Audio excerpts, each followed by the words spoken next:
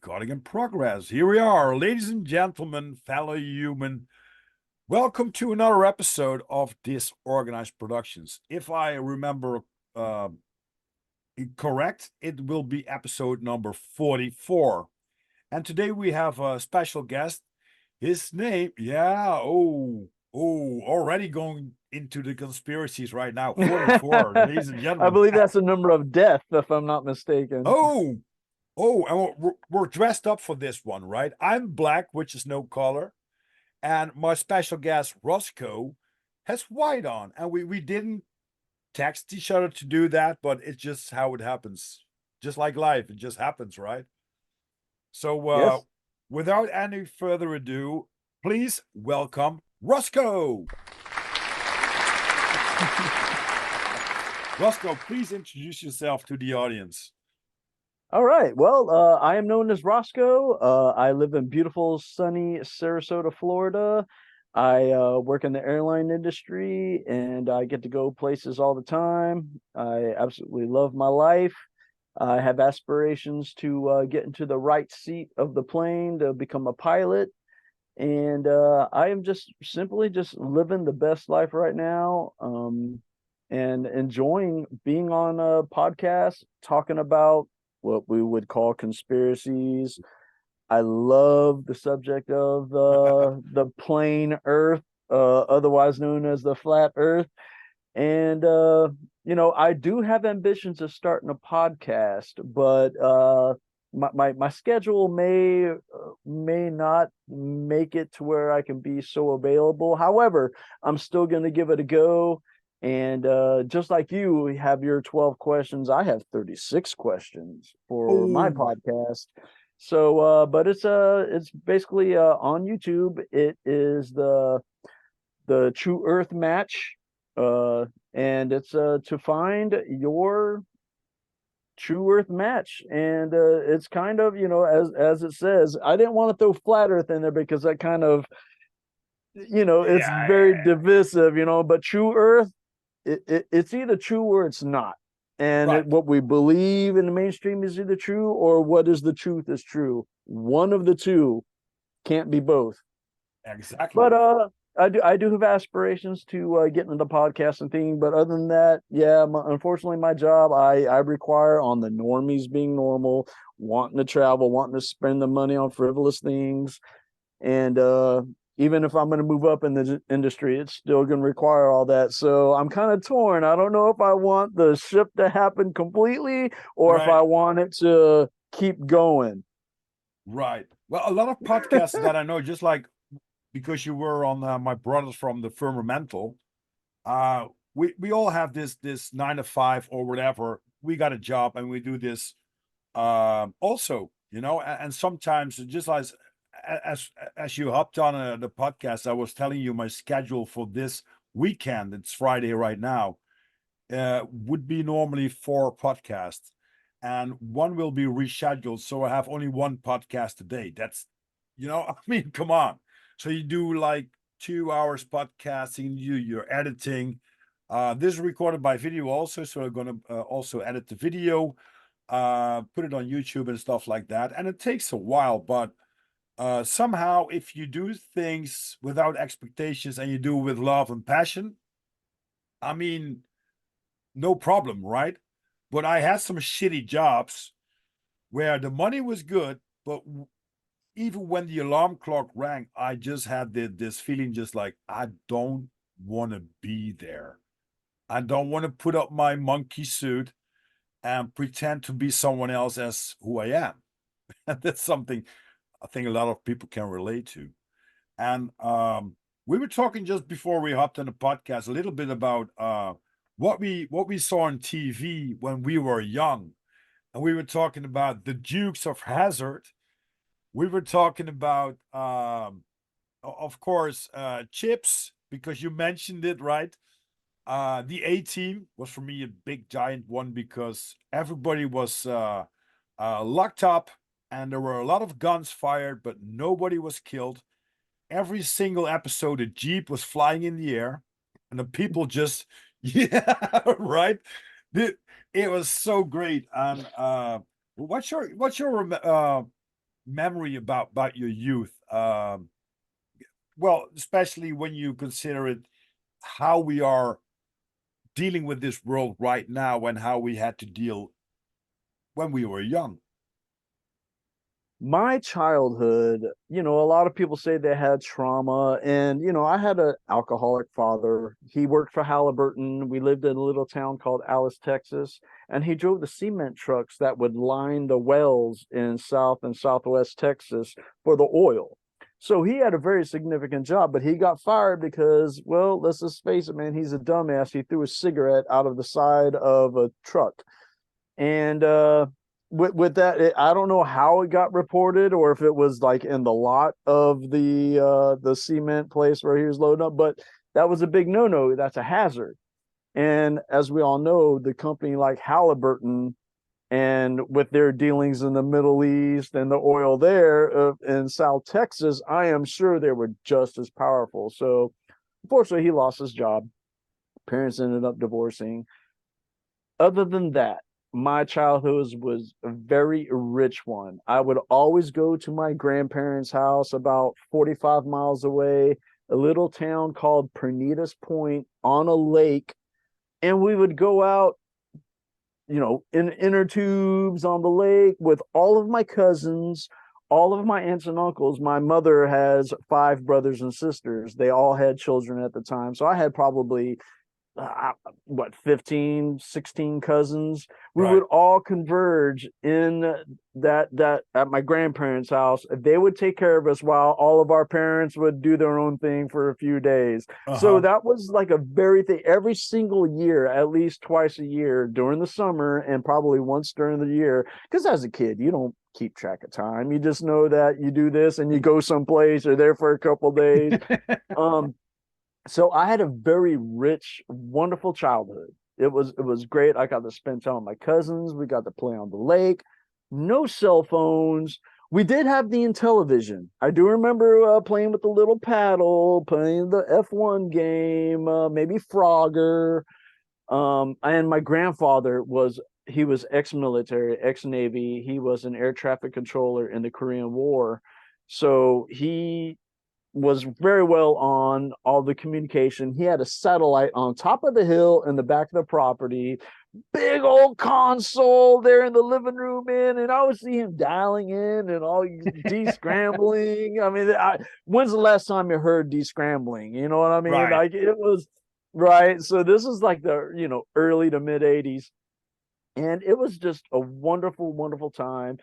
Every 4th of July, a fire would break out in a little bamboo area because a firework would go down. And, some of those plants have the really flammable little hairs at the base. And of course, a fire would break out. That was a very normal thing.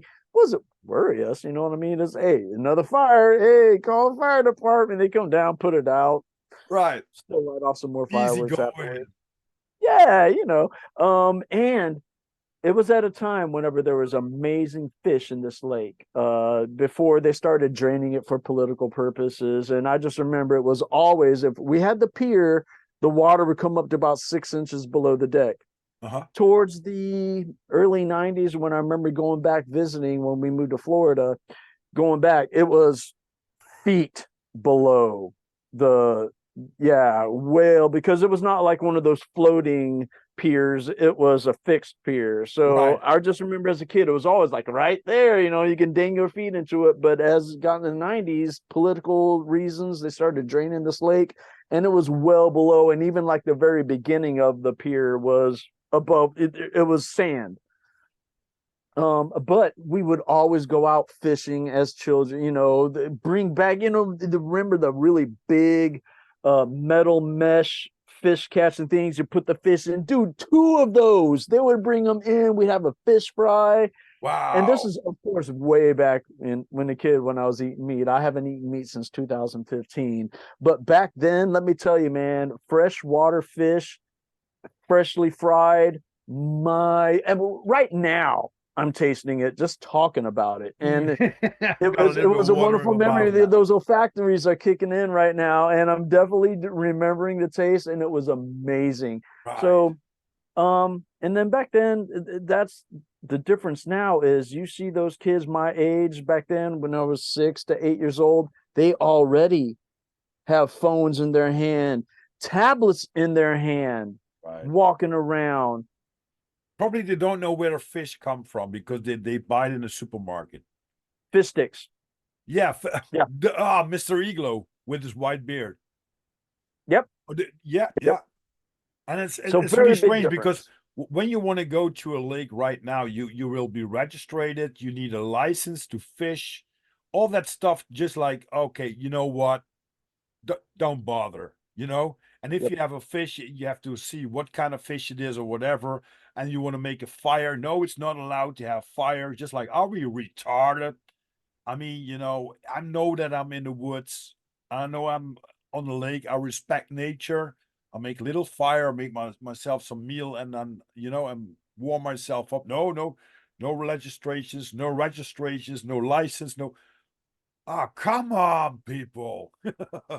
Well, I understand the whole seasons thing because as I say, deer. If we're hunting deer, and listen, even though I don't want to meat, I respect hunters 100%. If you're willing to kill it, clean it up, eat everything, hey, I'm all for it. I personally don't want to do that because I don't want to kill an animal. But if that's what you do, hey, that's fine.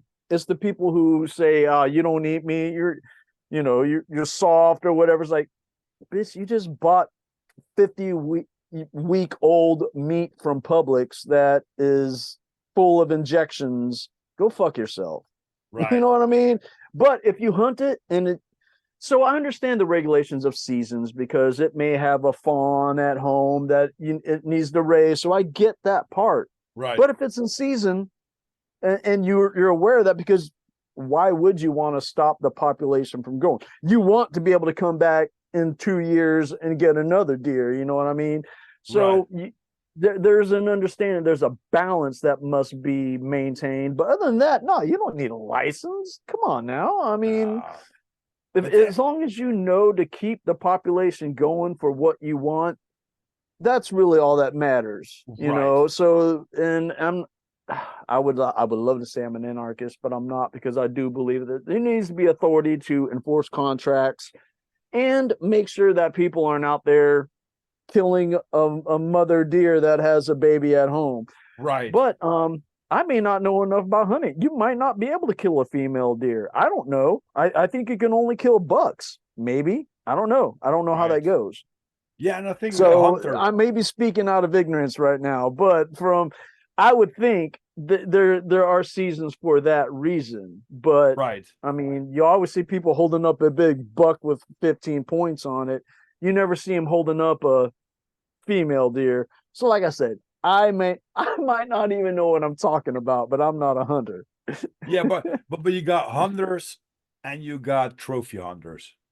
I got a True. big problem when I see a picture of, no matter who it is, that is going to kill one of the big fives in Africa, you know, with a safari tour.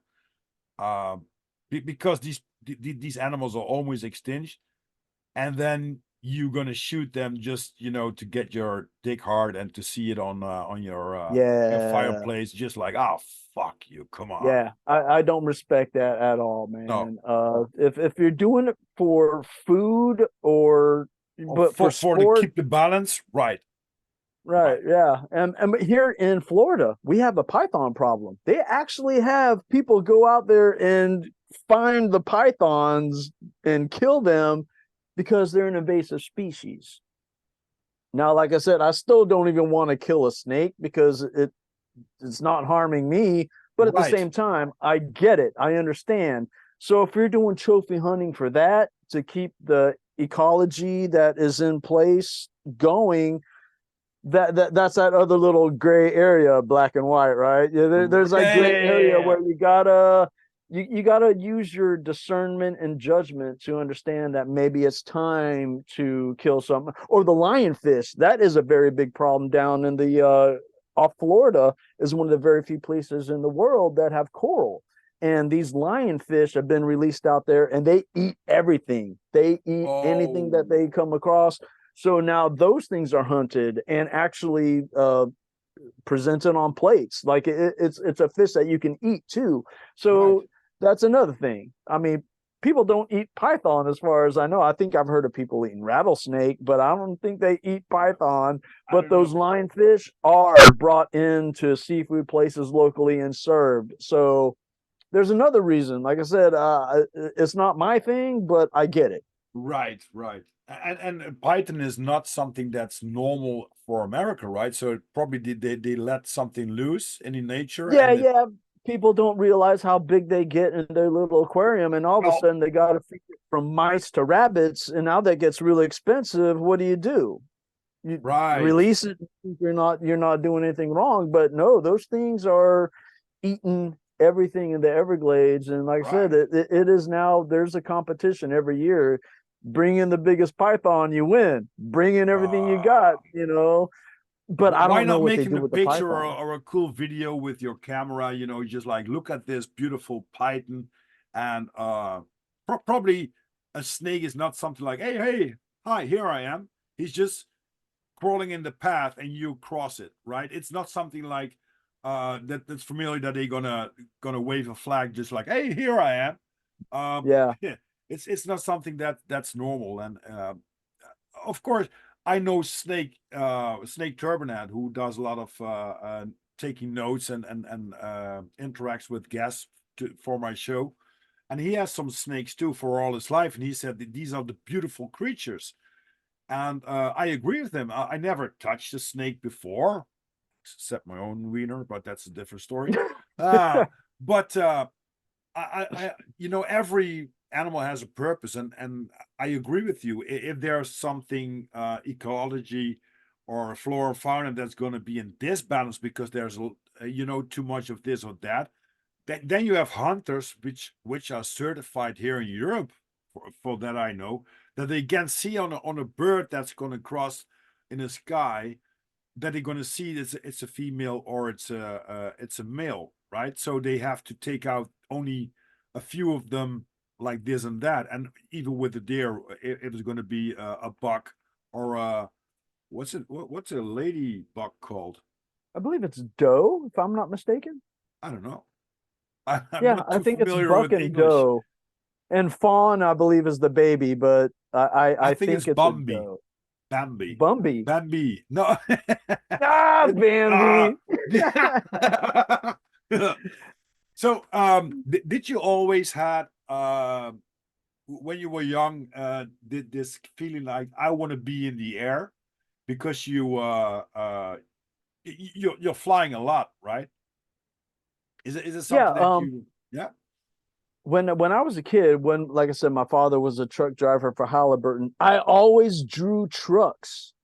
I never drew a space shuttle. I never, because of space and all that, and we can get into that later, but you're I right. never drew anything like rockets or anything, but I always drew trucks because I love the Transformers, Optimus Prime.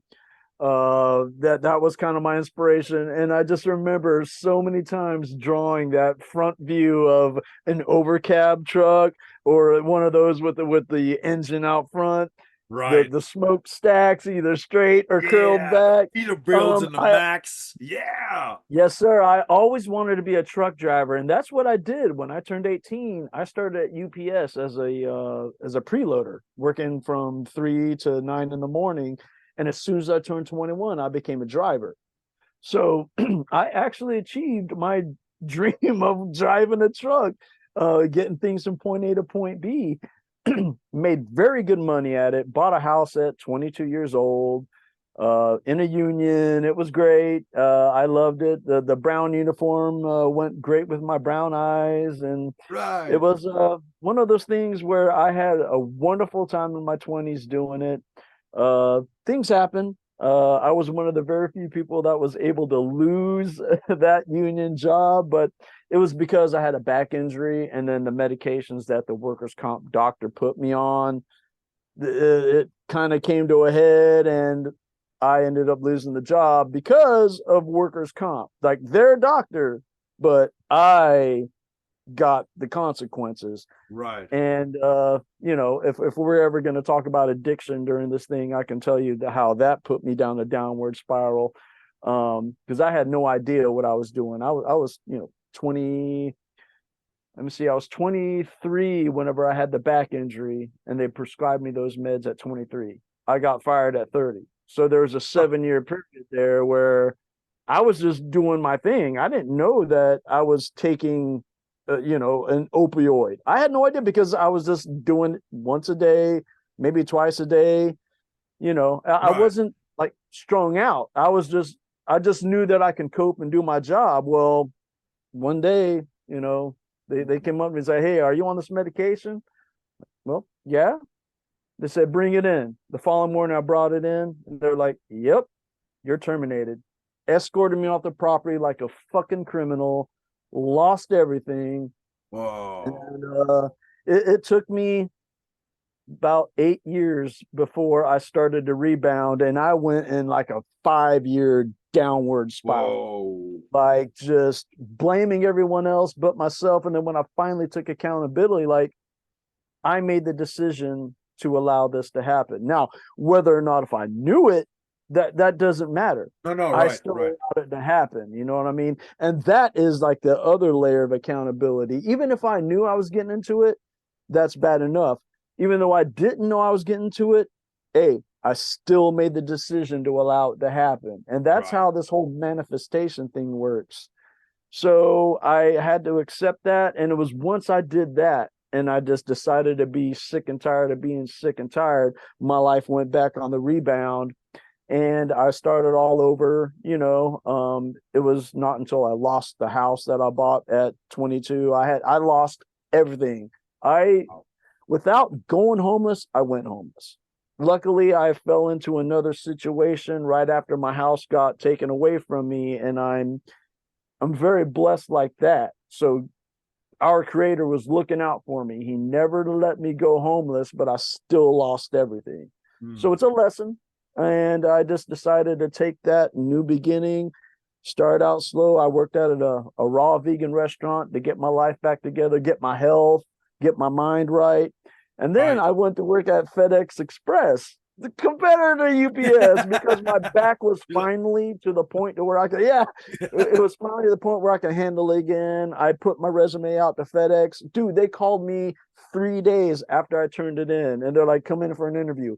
Easiest interview I've ever had because I just, my back is good. I'm like, I'm ready to get back into this.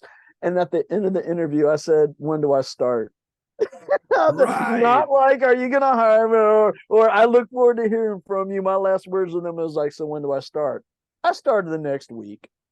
Wow. So I got back into that. I got back into truck driving, and then I had another back injury, but this time I'm well aware of the consequences of doing anything. I went to acupuncture. Dude, I dropped like $5,000 on acupuncture, physical therapy, massage, and it took me about 6 months because it was my piriformis this time. My first Oh, injury at UPS, whenever I had to take those meds, was whenever I was standing. I would have the pain, and then when I'm relaxing, it would still hurt. This time with this one at FedEx, it was when I was sitting or laying oh, down even. So I couldn't even when I'm relaxing, I'm in the most pain. As when I was standing, I was okay. And I right. was like, this, I don't want to be like this for the rest of my life. So I just put my resume out to all of the cruise lines, Amtrak, all the airlines, and I just ended up becoming a flight attendant. And turns out I was the most passionate about that because I love what I do. I love the fact that I go away for a few days, I come back home, take care of business, and I go back out on the road again. Every single time I go into work, I look forward to it because anything can happen. Right. The job itself is extremely repetitive. I do the exact same thing 3 or 4 times a day in front of 50 people every single day. Mhm. But when I'm going to the hotel, what's around there, there's just adventure that always lies around every corner after my duty is done. And Right. that's why I absolutely love what I do and why I want to become a pilot because, flight attendant salary does not provide, especially with the inflation lately. When I first started, yeah, I was kind of getting by. Now I'm already far behind. I mean, it Right. blows any raise that our new contract just gave us a couple years ago out of the water. I'm living paycheck to paycheck. You know what I mean? not fun. So I'm trying to get into flight school. You know, if I can get into that right seat by age 50, and I'm 47 right now, get my hours, quadruple my income. That'll give me a 15-year career. Play it smart because I'm no longer into the whole, you know, materials things. Listen, Hmm. I want a half acre backed up to fresh water, a small home, if not, you know, a fifth wheel that I can move whenever I need to. I Right. don't want the house with the big, massive yard. I want to grow my own food. I want to have a few chickens for eggs. You know, I want to be able, if the shit hits the fan, be able to fish and, you know, get my Right. protein that way because, you know, crops in Florida, if it gets inundated with bugs, it's done just like that. Even if you have neem oil, because I grew a garden. I was it looked really good. Tomatoes are starting to go. And Yeah. then within a course of 2 days, I saw my first little aphid on there and I was like, ooh. So I started spraying, inundated, completely gone. Oh, Within a week, everything was completely dead. right. So you can't depend on, you know, or I just got to get better at gardening. I mean, I don't know, You but I have just to saw my first bug. reach out to Billy Bond. Billy Bond from the permacast permaculture pimpcast. That's the right word, Rob. The Is that on permaculture YouTube pimpcast. or? He does that. So when he has something like a problem between air hooks, it's not a problem. It could be a solution for something else. So he has this grass, Chinese silver grass or something like that. Has no nutrients. It's growing everywhere in the U.S. Right? But he was thinking like, okay, I got this grass problem, but how can I solve this problem into a solution?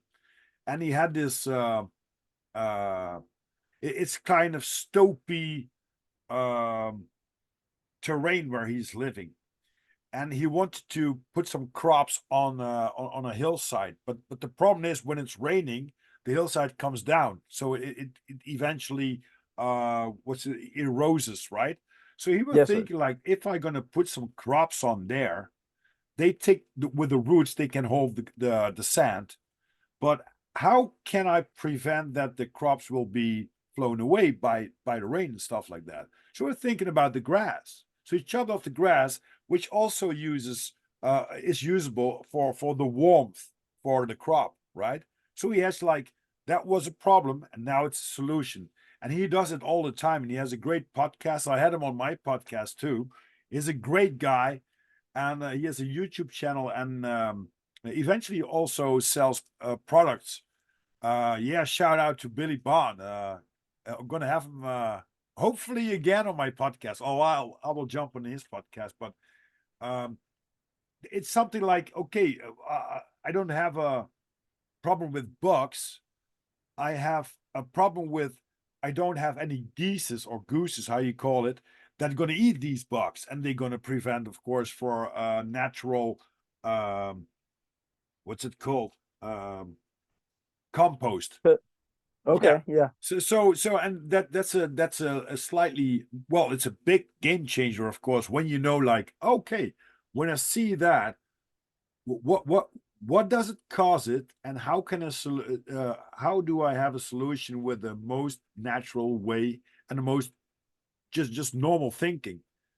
Just like I would have, just like you said, like a half an acre or 1 acre, and then put a wooden house on it. It's not allowed here in the Netherlands. You have to get bricks. You have to do this. You have to do that. Oh, wait a minute. I want to live in that house. It's not like some you know some people with a lot of luxury wants to live there. No, I just want to have my water, running water, maybe a Mm-hmm. creek or stuff like that to do my stuff. Maybe just a wooden stuff, just like a stove, like they had in the early days. Just like you gather some wood, and then you make your warmth, and you got your dinner ready, right? That's and I think a lot of people are in this mindset nowadays, just like, you know what? I want to have a choice to jump out of the system and do my own with all Yes. good intentions and all positive, not screw up anything. But somehow this system that we're living in is just like only sucking in.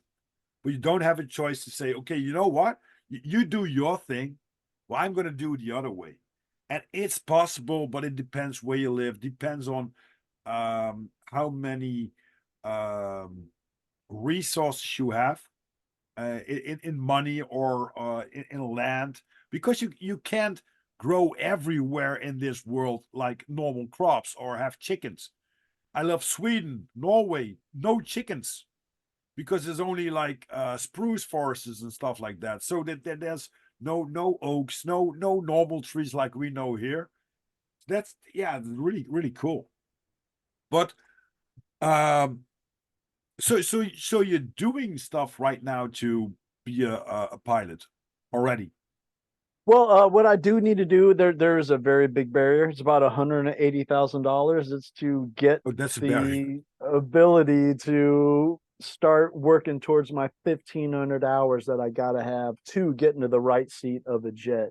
So you got to get your private license. You got to get certified for instrument ratings and all this and that.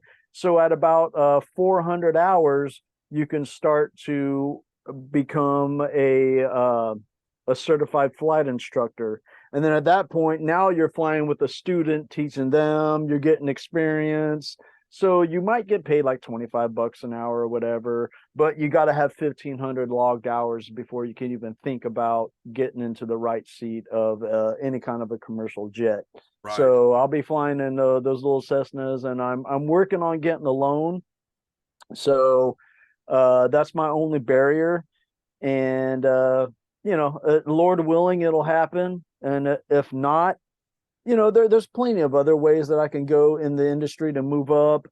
May not be making pilot money, but I can increase my income. And, Right. if I work hard enough, I can get it to where I can, start living on my own, without having to worry about paycheck to paycheck. There are Mm. other avenues, but no, I want to remain a crew member because I love the aspect of traveling like that. It's fine with me. I love it. Right. And just think about it. Like most people would love their spouse to be gone for a few days because you need that break. I mean, even if you absolutely do love each other, as long as you Yeah. have that trust, because every time when you come back, it's a 3-day weekend. Hey, we're going out, we're having fun, or I'm giving you a break with the children. You know what I mean? Right. Right. I mean, if I become a pilot and I get married and have children, I've never been married, no children, so I would start a family. And let me tell you, well, I would go away for my few days. When I come back, listen, I'm helping around the house. I'll do the dishes. I'll even because I love cooking, so I'll do some Right. cooking. But my woman will have at least a day and a half to 2 days free of her duties along with me helping out with the kid, you know what I mean? Right. And then Right. we'll Right. have our own date day. I'll have the money to get a babysitter, and her and I will go out and do our own thing. And the next day, I'm back off again for 4 days. Oh, that I would sounds be a good, man. dream husband. I mean, that's something that I have. I'm very grateful for that the girlfriend that I have now. When I say to her, and I mean that very with a lot of love, just like, oh no, today not fuck off. She probably would say just like, oh fuck you too, and see you tomorrow. Stuff like that. Right, Because we right. are very, I'm very like an Einzelgang. I love to be on my own, but she also likes to be on her own, and sometimes it doesn't fit. And we figured out I don't know because I don't have time, so I don't know how long I have a relationship with her, like a few couple of years, right? We figured out that Fridays are the worst, the worst day that we can meet each other. And we figured out that first of all, when I have a tough week or she has a tough week, there's no balance in just like I'm hyper, ADHD, blah blah blah blah blah, and she's just like, oh, shut up. I just want to relax down, watch a movie, something like that, do something like nothing, and I'm bumping around the weekend. Um, and the other thing is, when we do that on Saturday, it's a completely different day, but it's a completely different vibe because you had your time for yourself on a Friday. And just like you said, I was on the road for more than 25 years as a salesman. So I was mostly 3 days on a week I was gone. But then you have the real emotional thing going on in your heart, just like, oh fuck, I miss her. Oh, there's something good. Instead of, going into your home where somebody is already sitting or comes there and you always will be there. I would freak the fuck out, just to be honest with you. There are no humans that I can have like more than 24 hours. I have Well, to they be, say absence makes the heart grow fonder. You know what I mean? And yeah, like I said, as long as that trust is there, you can be apart. You know what I mean? It's a two-way street, right? You got to trust her, she needs to trust you, and if as long as you have that, you can be apart. And like I said, it just makes it that much more special when you're around. Because exactly. I'm not going to be naive. I'm not going to think I'm going to come home and everything's going to be fine. I'm going to expect her to want to break. And that's fine. Now I'm home with the child. I'm going to cook dinner. I'll do the dishes that night. I'll let her decompress for a day. So on day two, when we're together, hey, it's going to be a good day, you know? And then on the next day, whenever we get the child a babysitter or give him to grandma or whatever, and then we go out and do our own thing, that's another wonderful day. And then I'm off again, you Right. know? It And so sounds so good. I can see the balance as long as I find that woman I can trust who trusts me.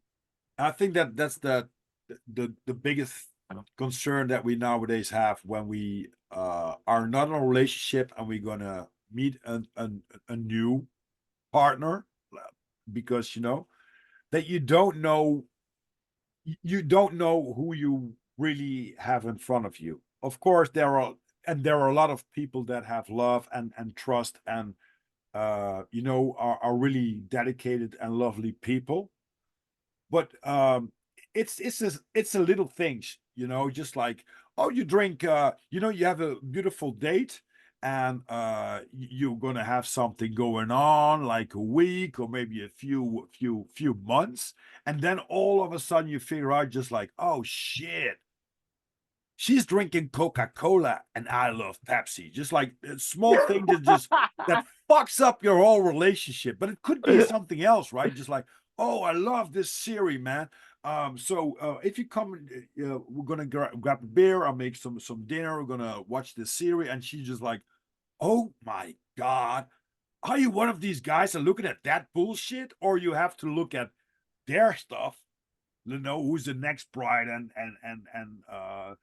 Deceiving Island, or what's it called, Treasure Island, or whatever, just like, oh shit, I used to have something going like a few months, but now all of a sudden it's crumbling away.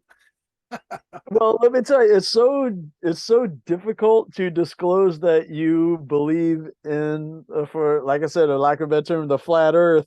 Right. I There's only been two girls that I've dated since I became a flat earther that I felt comfortable enough to tell them. Neither one of them were on board. Okay. But at the same time, I'm like, all right, we don't need to talk about it. But at Right. the same time, man, it put a barrier up on me psychologically that Oh this, yeah. if she don't get it, if she's not even willing to engage with me on a serious level, or even be like, I'm a flat earther too. That dude, hey, if I may go down on one knee at that moment. Hey, I see you lit a cigarette. Can you give me 5 seconds? Yeah, of course, I'm of gonna I'm course. gonna go grab a cocktail right quick. It's just Yeah, a yeah, beer no in a props, can. I'll no be right props. back. I just, All I right. just, I just gonna tell the audience that maybe, All and right, man. I'll be right back, my man. yeah, and if Dave Wise is listening, I know that he has a Flat Earth app where you can interact with people that are already or also flat earthers.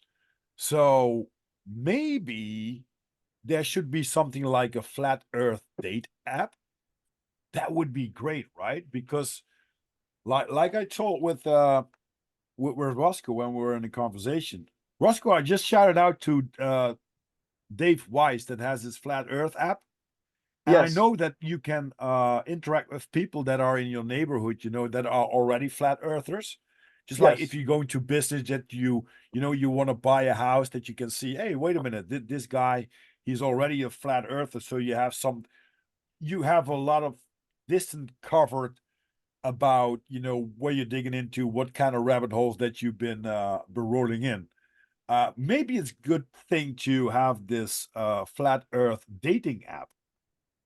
Be- this is $1 million idea right there.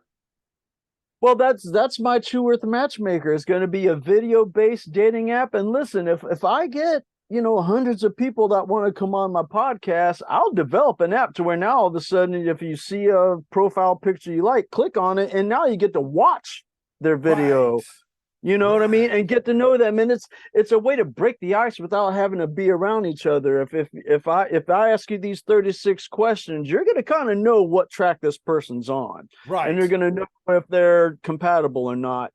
So but yeah, that's the one thing missing in our community. There is no matchmaking thing. Yeah, there's people with like minds, but there is nothing with the intention of you meeting the person that you want to meet for your future to build together. Right. Now we I can think all it's meet a each other with like minds, but just meeting you. Hey, Rob, you're awesome as hell, but I'm not trying to build a future with you. You know what I mean? right. Um, I want to have children with a woman who has like-minded beliefs. We don't have to be 100%, but as long as we're kind of going down that same path, Right. it's fine. But if you're doing this, Yeah, why it's why not going to work. It's not going to why work. bother? So I I, mean, I'll do the little divergence, and we can come in and come out as we go along. But give that's and what's take. missing, and that's yeah, Yeah. and that's what I would love to start. I would love to start it, and 30 minutes. Watch this person's interview, and then we even talk about something. Either you're something that you just want to get into, kind of like how we are just rolling around right now, Yeah. or if you have a product that you have to sell, or if it's going to be one of those things. It's going to be, first of all, what, and I would, like I said, the True Worth thing, it's you kind of get where we're going here, but the questions are very much like if you were to open a dating app, the questions that they get: how tall are you, where are you from, this and that. Right. And it's I would love to start that. And it's like I said, but it's going to take time to build, but like I said, if I get a couple hundred people that want to line up, I Right. may have to change my entire trajectory in life at this point, because I think it's needed. People are coming to the truth every single day, Hmm. waking up and realizing, holy shit, I'm surrounded by NPCs. I need to find like-minded people. Yeah, And because it's oh, sorry to interrupt you. no, go ahead. It's I think you agree with me. It's a big issue if you talk about these subjects. It's knowing. It's not like, oh, I believe this. No, it's I know this. And if you have something like everything covered, like the normal blah blah in a relationship, like the food you like, and do you like to sleep out on Mondays or whatever kind of bullshit, if that's all covered, but you have this issue just like, hey, you know that we're not living on a ball, and that's like the exploding stuff, like, oh my god, you're a retard or whatever they're gonna call you, idiot. you know um I Hey, think that's a that's swipe left. well, yeah. That's a new go. That's a new go. And I think a lot of people are struggling with that because I also made a episode about isolation. I have two hearing aids, which isolates me from a lot of noise and a lot of communications. But because I have them, I can communicate with people. But the same goes if you are just like you, which are you've been quite some time awake. Let's say it awake for the easy going. Um, you have this thing like, oh shit, I wanted to shout it out of the rooftop, but nobody's listening or turning their backs and just like, oh my god, get him in an institute because he's crazy. No, this is what I know, and I got some facts. Don't want to listen to it. And there's this big gap what you have in a relationship about normal things that you're thinking about, what you need if you are hooking up with a partner. Just like, are we on the same level here, right? In a level plane? Are we? That's funny, but real. Um, yeah, it's you really got to get those big issues out in front. And if you can agree on that, like I said, if I had the balls to be like, hey, I'm a flat earther before I know your name, and then she says, oh, of course. Listen, man, we're going out on a date. You know what I mean? Hey, Right. and we're gonna hang out. We're gonna get to know each other. But unfortunately, in my experience in 2015, whenever I became awake to this truth, I did just as you said. I screamed it from the rooftops. I went on all my social media, and of course, back then it was really just Facebook.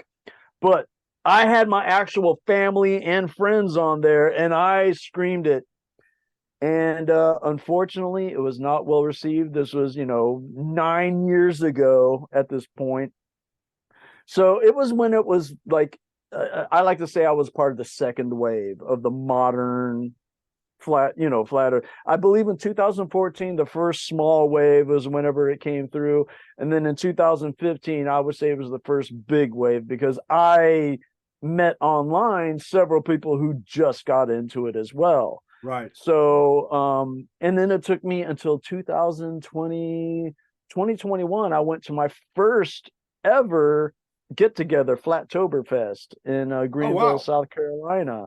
Yeah, and I met a few people there, and I met these wonderful people. Her name is Shelby and Michelle, mom and daughter. They told me at that place, yeah, we go down to Sarasota every now and then, and we ended up meeting for lunch at this place right down the road from me whenever they visited Florida. So Wow. you can meet people at these events, but I've never met another flat earther in the wild. Like going out on my own without having others around, I've never ever. So for a while there, until that 2021 Flattoberfest, I was just like, is am I being punked? Like, am I just seeing something on a screen and I'm Yeah. falling into it? I actually felt like I was being fooled by the Matrix until I went to Flattoberfest, and I was like, okay, there are actual human beings. We had conversations. We're looking each other in the eye. We're shaking hands, hugging, not Right. even knowing each other. So I know that there are others out there. I discovered that in 2021. But until then, of course, during COVID and whatever, I thought I was going crazy. I was like, okay, I believe they're at this flat. Everything is shutting down. I've never met another person like me. Something's got to give here soon, Right. And then I had the ability to travel to South Carolina. I did it, and I was like, okay, there are people. And I did meet a couple, like I said, Shelby and Michelle. And down here in Sarasota, there was a little meetup group about 4 or 5 miles down south of me at a pavilion. I showed up there one time, and like 8 of us showed up. Right. I met a lady named Lindy on the Flat Earth app. It was before it was a subscription where you can actually talk to people. Now you got to get the subscription before you can message. And I'm not a member of the subscription. I do have the app. I do see people, but I can't talk to them. This was before all that. I contacted her. I picked her up and brought her down there with me. So, and I have met other people now. What I will say is, with that little group that I met with, that day was pretty much it. There was Right. no exchange information, but it was very informal. It was more like just people meeting versus having an agenda to talk or whatever. It was just, hey, we all know this is what we believe. We hung out, and I learned a whole bunch about homeschooling from this wonderful couple with children. I learned other stories. People were just like, this is my first time meeting people. So I understood how they felt at this little meetup. And I don't think it's going on anymore. I think it kind of fizzled out. But it was great to see other people around me. And like I said, nothing really came out of it, no major friendships. But I did learn about Hillcrest Academy, which is a homeschooling curriculum thing. And there are people in this area that are really genuine homeschooling, you know. Right. So what's out there? You just really got to, look for it. Be brave enough to put the feelers out there, and say Right. this is what we're going to meet. Um, but that's what I'll give the app the credit of that, because I believe it has a link to flat earth festivals where you can Yeah, look in your area to see where there's, and that's how I found out about the meeting off of, it's called Clark Road. I found it on flat earth festivals. right. So, but like I said, that was like two years ago, and I don't think it's going on anymore because I haven't seen it. I check on flat earth festivals because I wanted to, do it again. It's not on there anymore. I expect that location is no longer on the Mhm. website. So I'm thinking whoever was running it contacted the administrator and was like, "Hey, we're not doing anymore. Take it off. Right. We don't want to give people hope if there's no one there." But I would love to start it back up again. So anyone watching this podcast, if you're in the Sarasota area and you want me to put something on flat Earth festivals, I'll be more than happy to do it. And anytime I'm in town and I can attend, I'll be there. But if we want to set up a Saturday or a Sunday, I Right. think that would make the most sense, right? To just meet up at a park and Hmm. just hang out. I would love to do it again. I would Right. really like to. And if you want the app, go to Flat Earth, Dave, for the Flat Earth clock. And if you take the By Blue discount Water code, Bay. yeah, and if you take the discount code fellow, you will have a little discount, and you will. And I think the app is just like $4, or I think $10 for 1 year or 2 years, Yeah, and yeah. it's updated. Every single day there's new content on it, like YouTube and stuff like that.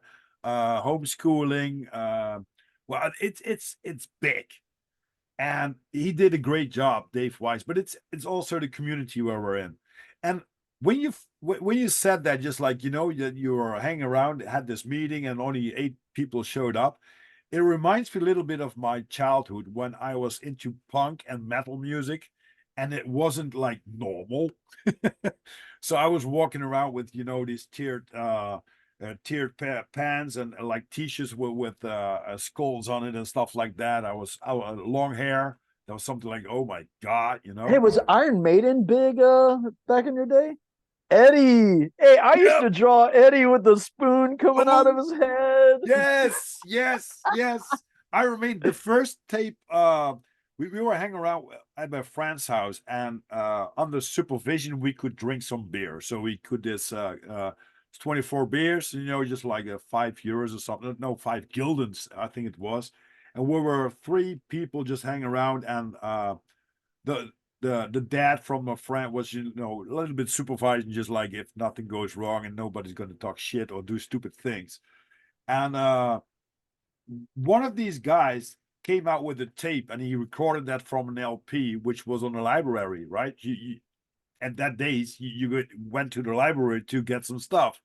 And he recorded this tape. And he said, "Yeah, you got to listen to this one." He put it in a tape, and it started with Churchill's speech from Iron Maiden from Live After Death. And then Mm-hmm. Ace's High kicked in, and I just like blew away, just like, this is gonna be the music I'm gonna listen to for the rest of my life. And so it was, and still it is. I love Iron Maiden, and he's a pilot too, Mr. I Bruce was about Dickinson. to say, did you Yeah. do know that whenever he moved on and he became a major commercial pilot, and Yep. he wrote a book called "What Does This Button Do?" I'm gonna get that, but yeah, that book, yeah. Did you saw the documentary Flight 666? No. They did a tour, and they wanted to do a tour in like a few weeks, but it was impossible to do it with all the logistics, right? Because they had a lot of stuff and stuff like that. And Bruce just offered, just like, okay, I can fly a Boeing 747. So what else do we need? So what if I'm gonna do the show, and while they doing, backstage, they tear it down and stuff like that, I'm gonna sleep, and eventually when the plane is packed, I'm gonna fly. Just like, uh, we can do that. I think it's called Flight 666. It's tremendous. They went to all the continents in the world, and there were a lot of people, especially in South America, which it's uh, they, well, because of the government, people are not allowed to free themselves, but people quitted their job just to see Iron Maiden.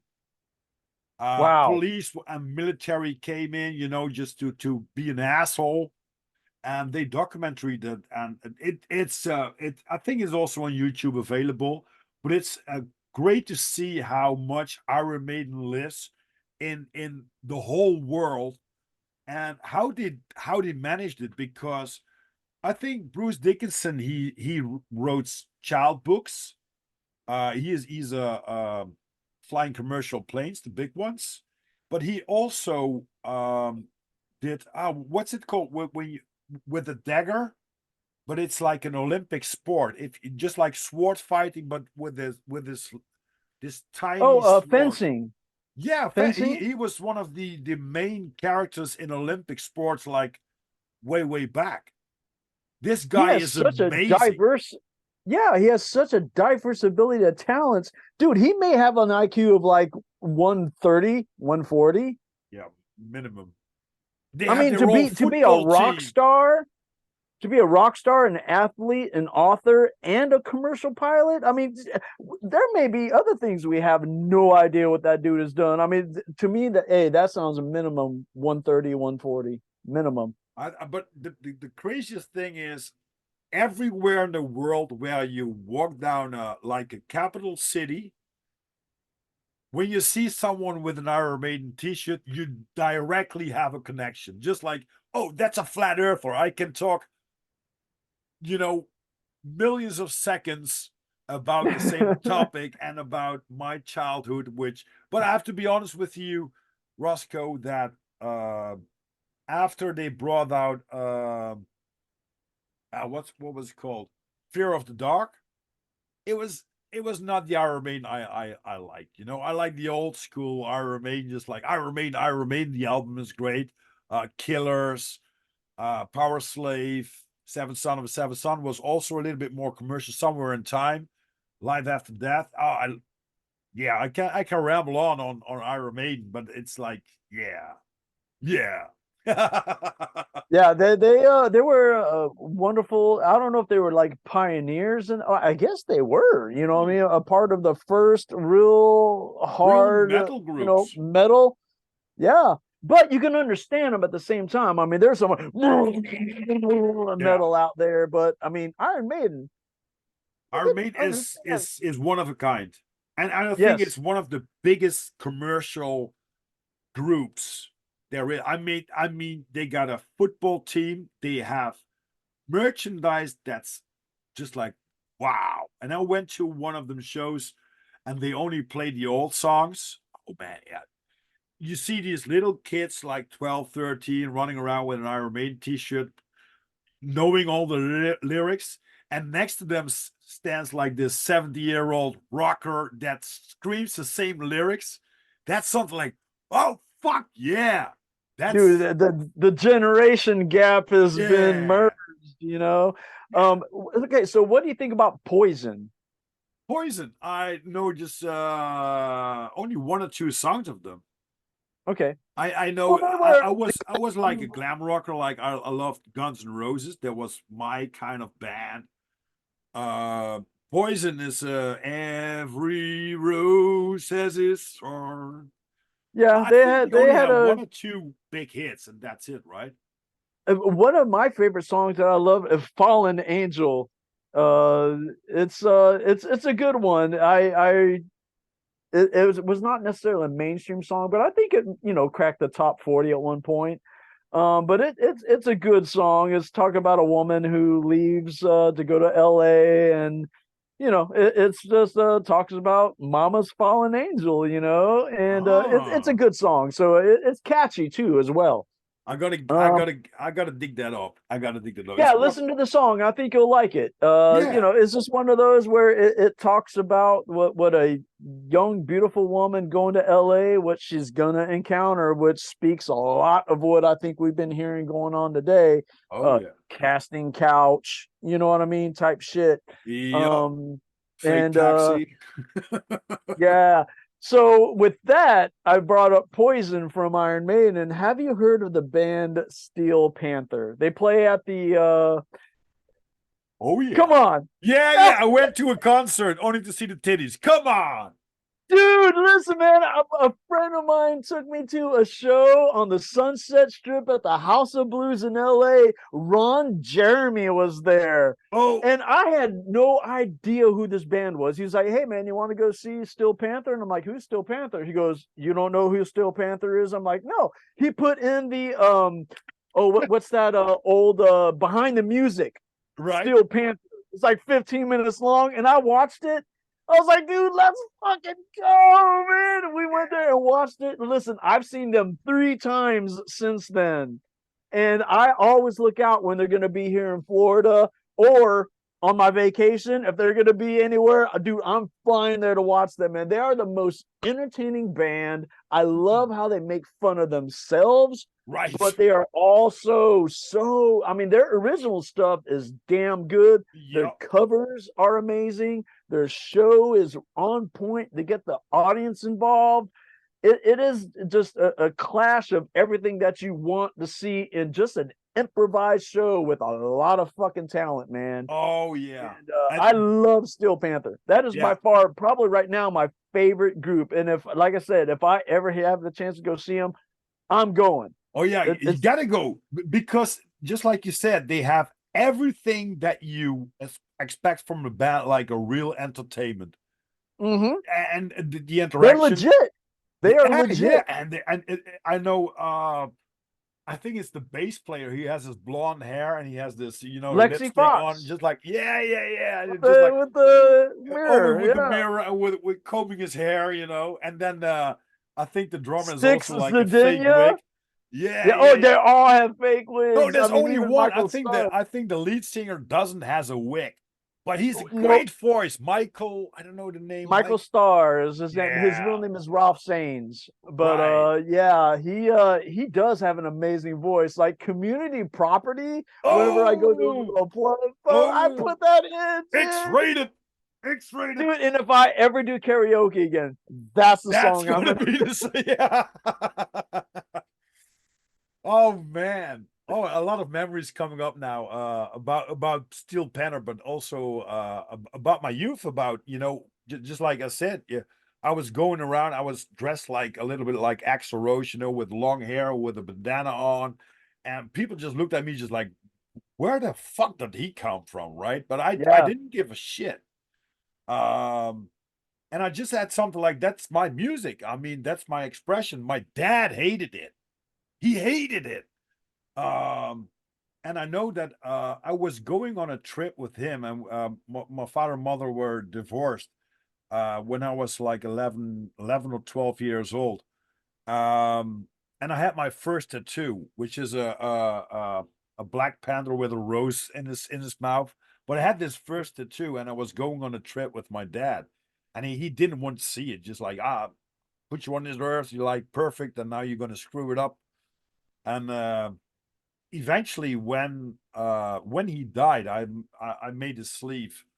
Finally, I had something like, okay, they're all dead, I respect your things, but that's the thing I want to do.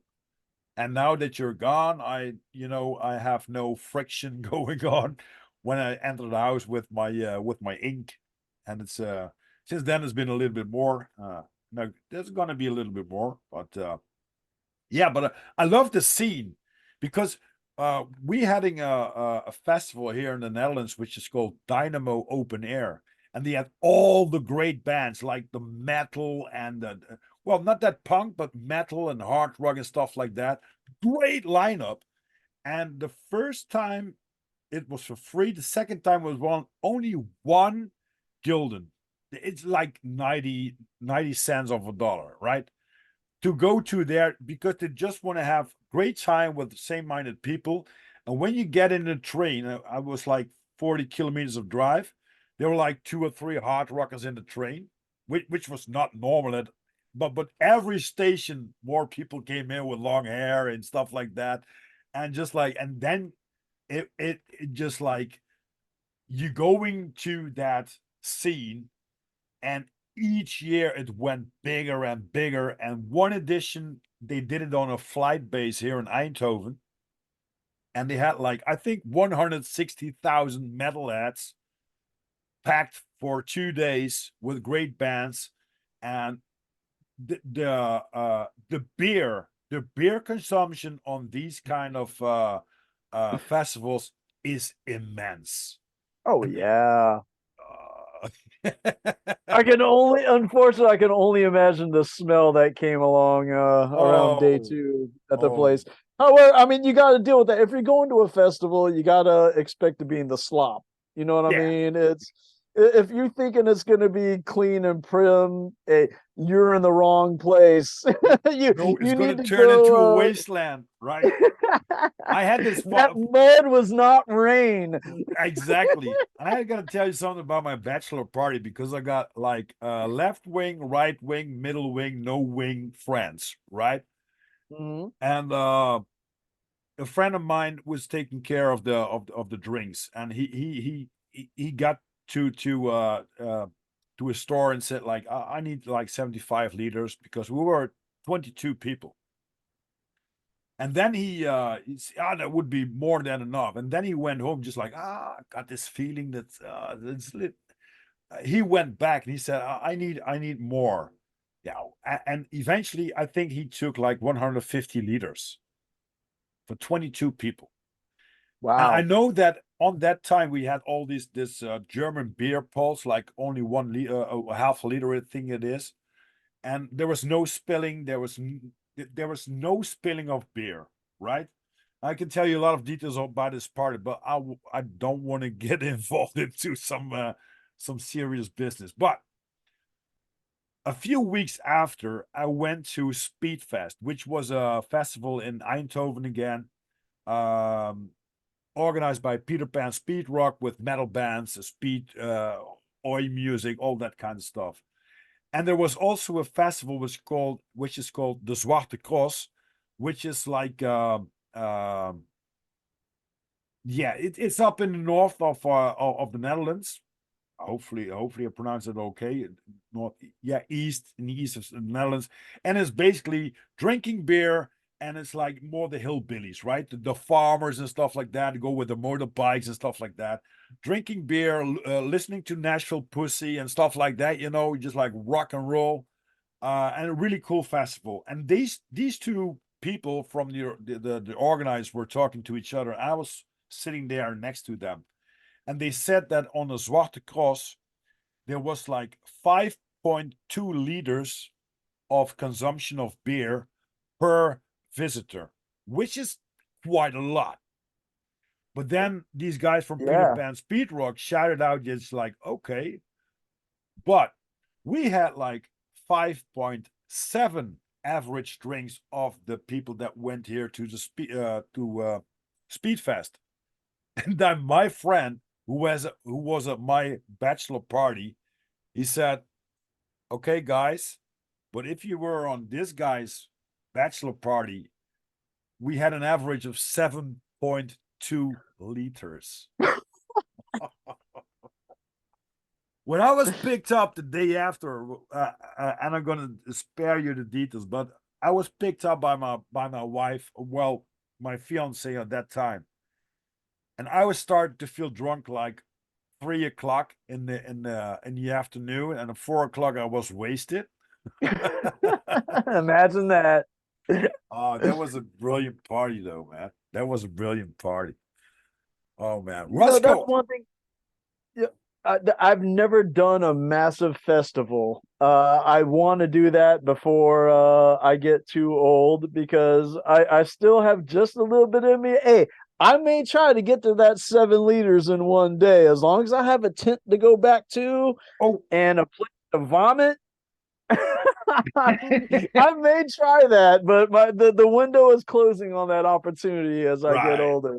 Well, a But little hey, detail. Only a little detail. I was always like sex, drugs, and rock and roll and stuff like that. And friends of mine who visited my fiance and she asked her just like, uh, is it okay that we're gonna have like a stripper? And she said, hell yeah, this is Rob. Come on. There has to be boobs and stuff like that, right? And what about drugs? Oh yeah. Rob, he's going to be fucked up or wasted every single weekend. So you can do that without, but we wanted your permission. No problem. And I know that I had this, it's called drop shot. It's like, I think it's like 30% or 20+% of alcohol. And it's a drop uh, is a what's it called? A candy from the Netherlands, which is very dark. And they make like this drink, right? And we were doing a lot of them. And eventually, like 11 o'clock or something like that, my lights went out, and I had a room where I could crash because it was at a friend of mine. So I walked into the room, and there was a mattress already laid out, and I just crashed. Game over, right? But As soon then as your head hit the mattress, it was I over hit with. the mattress right away. But then I heard some voices just like, oh, oh, oh, oh, and I heard just like this clicking sound. And then this Rob, tick, tick, tick. And I just, oh, fuck. And they said, look at this. Yeah, take it. All right. So I snort 2 lines of amphetamine, just like speed. Whoa. I just like, boom, back again, motherfuckers. Just like race. Oh, man, that was such a great party.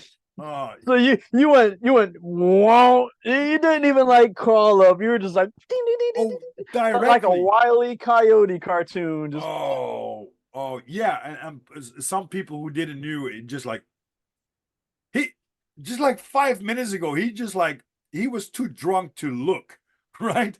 And now he's just boom, boom, boom, boom, boom, boom, boom. Oh, crazy listen, man. party, man. Been there, done that, man. Yeah.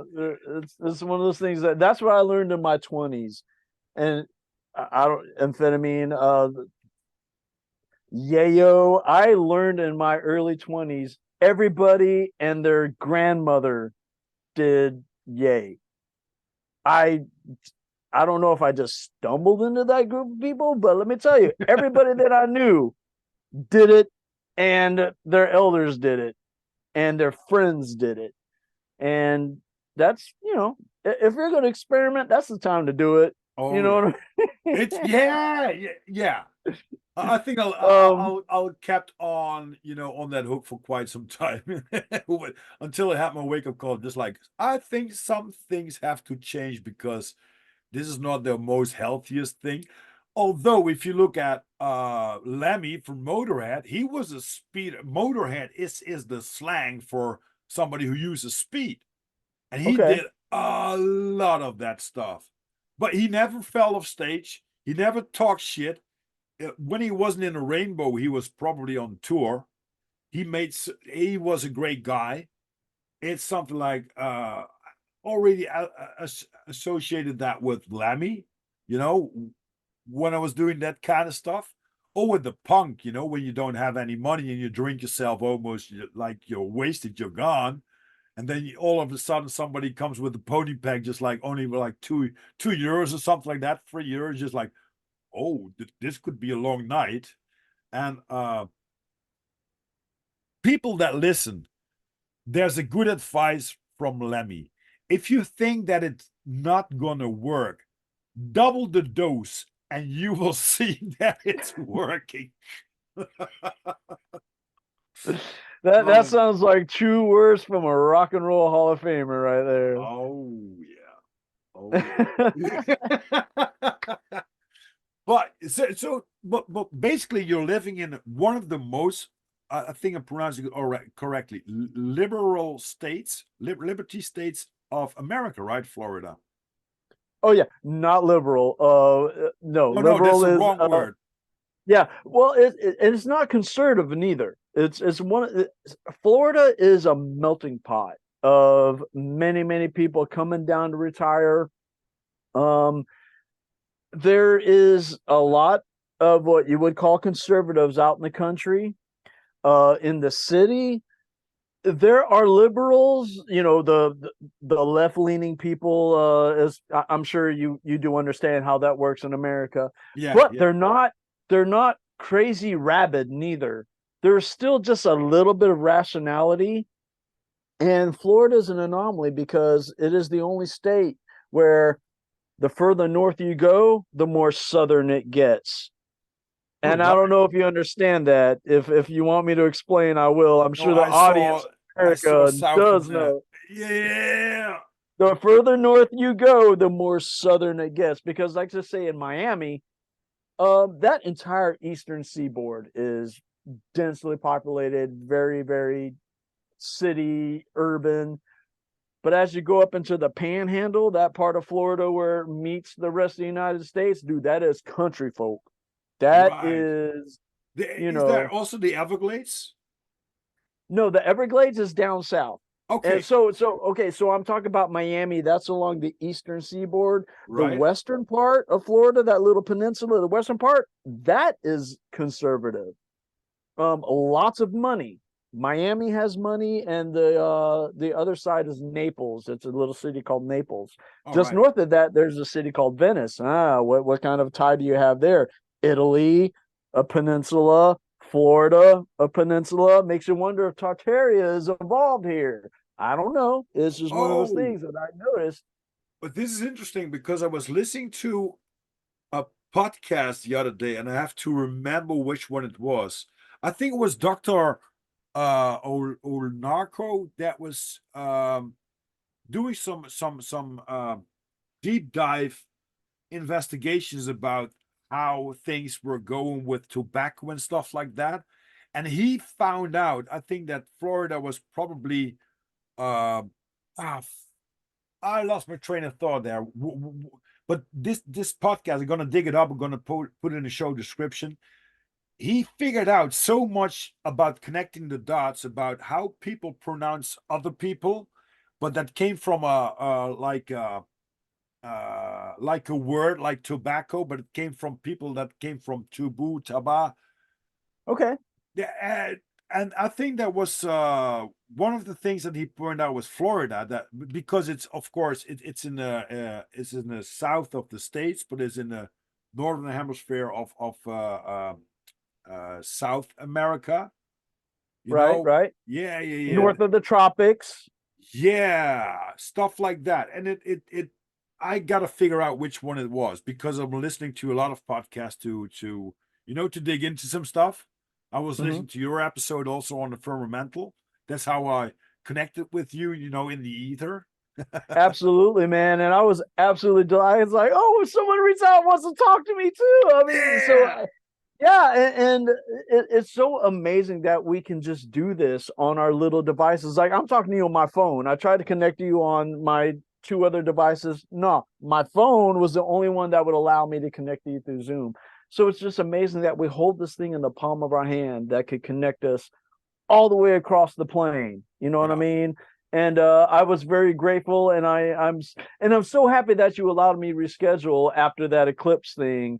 And I ended up not going to see it because everyone else in the airline industry had the exact same idea I had that day off. So I was not able to go. Right. And I didn't want to, flip flop with you and be like, "Hey, I didn't go." So I was like, "All right, I No, already no told them props. No rescheduling. We'll props. just do it again." It's gonna But be I really do disorganized appreciate, productions, right? right? But I just want to thank you. Then now that I have a chance, thank you for letting me reschedule and being here now. I am so excited. I love speaking to like-minded people and just riffing. So thank you. All right. Thank you. Thank you. Tell me about because you were in the airline industry for quite a long time. What happened when well, let's say a few years ago there was something going on which was worldwide. What happened to your job, and can you a little bit describe for the people what you went through and how things were restricted or less restricted or Okay. I can speak about all of that because I went through the process and I got through unjabbed. On paper, yeah, man, I'm one of the very few that got through unjabbed, and I'm very proud of that. And I did it the correct way. I was willing to let them fire me. So I'll go ahead and start with how I started. I started in March of 2020. I got hired. That's when I left FedEx Express. On March 6th, on March 9th of 2020, I started my training in Charlotte to become a flight attendant. 2 weeks in, and mind you, this whole entire time, you know, and I'm sure on Firmamental, you heard my story about as a FedEx driver, what I saw in the medical thing. So we can get to that after but I'm just telling you my experience with the airline right now. So for those 2 weeks, I'm immersed 100% in studying, schools, you know, meeting with my group of people, not watching TV. I had no idea what was going on. I just knew when I left FedEx, there were some things going down, but I'm starting a new career. I don't give a fuck. I'm concentrating on this. 2 weeks into our 4-week training, they send us home. They walk into the room. Hey, we're shutting down, but as a good faith thing, you're going to take your tablet with you. You're going to take all your paperwork. And the very first time that we're hiring back, we're recalling y'all. Y'all are getting first dibs to come back. So they send us home on a first class ticket, mind you, because nobody was flying that week. I got on, dude, there was like 8 people on a 150 person plane. I sat in the very front, got first class treatment. It was great. The first time I ever experienced that. Flew me home. And I land, I get home, and I go to Publix the next morning. Everyone is wearing a face mask.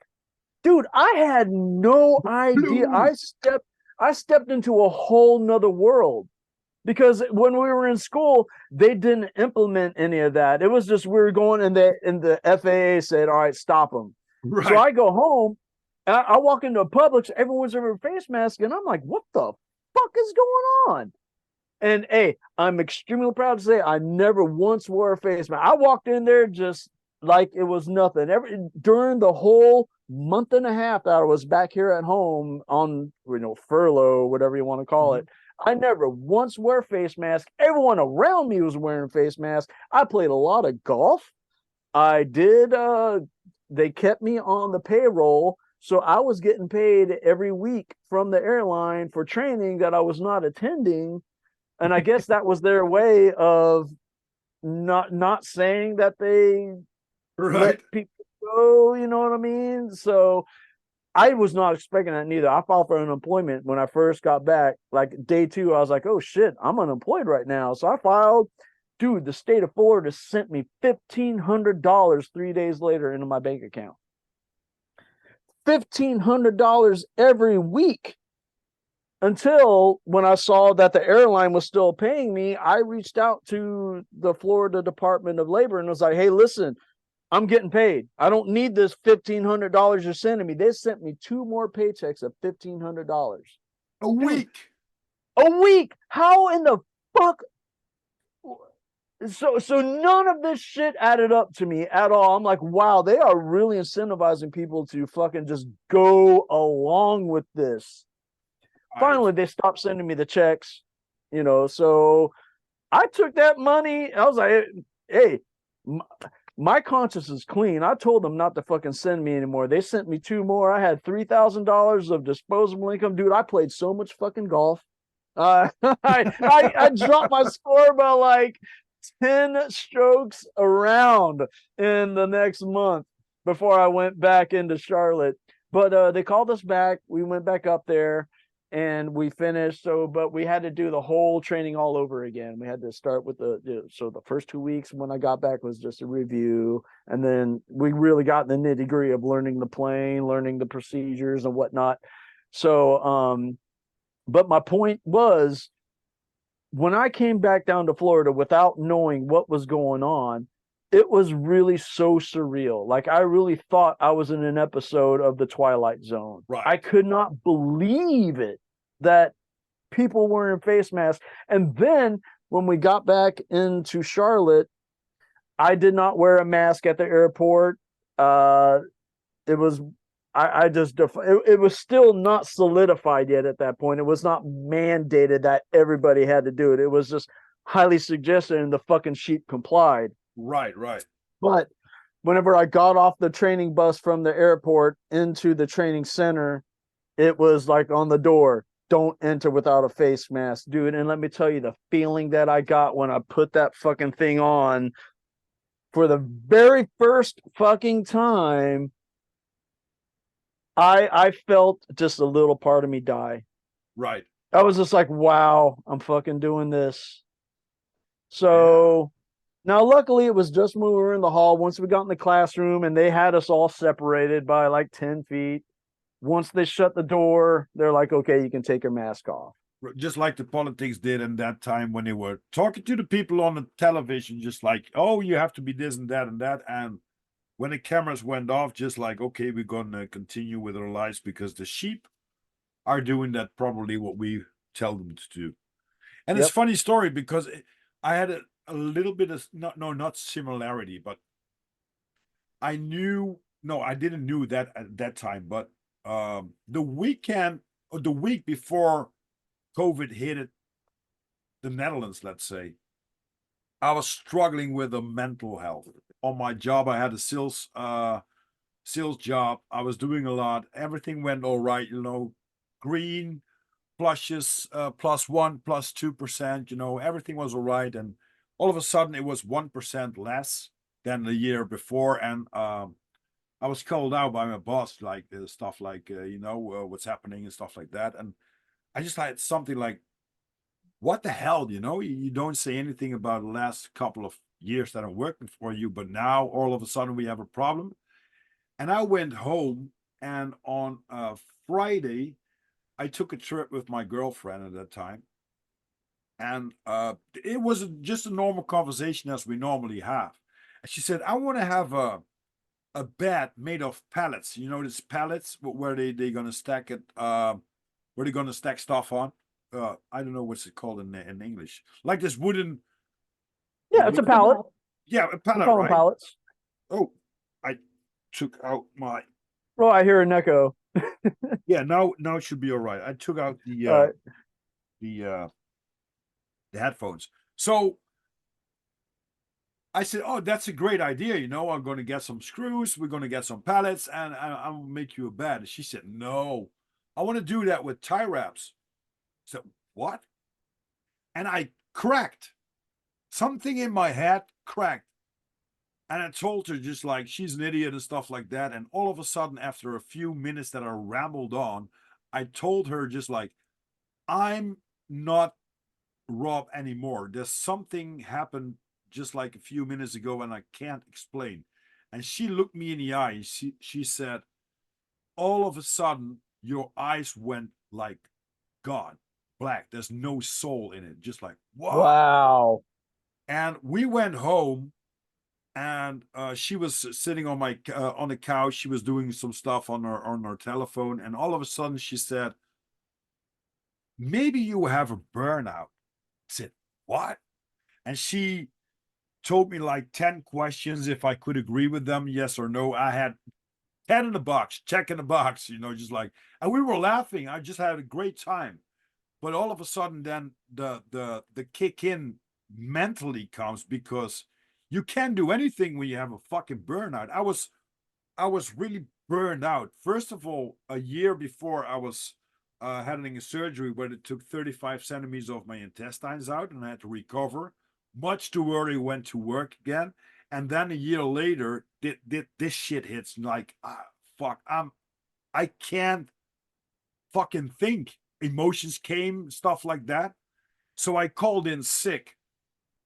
And yeah, there was no problem. And we're gonna contact you and stuff like that. And she called me on a Saturday, just like the Friday it happened. On Saturday, she called me. She said, what do you want? I said, I want everybody to shut the fuck up and that everything stops for a moment. And then a few hours later, she called me. She said, be careful what you wish for, because we had at that day a lockdown. And I was living up a bar, and they were closing at 6 o'clock. So everybody went out and just like peaceful. And so when we had to get some groceries, she's a nurse. So she said, I got a face mask and stuff like, and I was just like, no, I'm not gonna I'm mentally I'm fucked. Physically I'm fucked. I'm not gonna do that that stuff too, just like Right. silence me. No, no way, no way. So yeah, that was a great a great what's the collapse of circumstances that made me the person who I am today, because I took the time, almost 2 years, to get out of that big black hole. Yeah. Worked on myself, on my health, get things straight, get balance in everything that you have, like mentally, physically, emotionally, spiritually.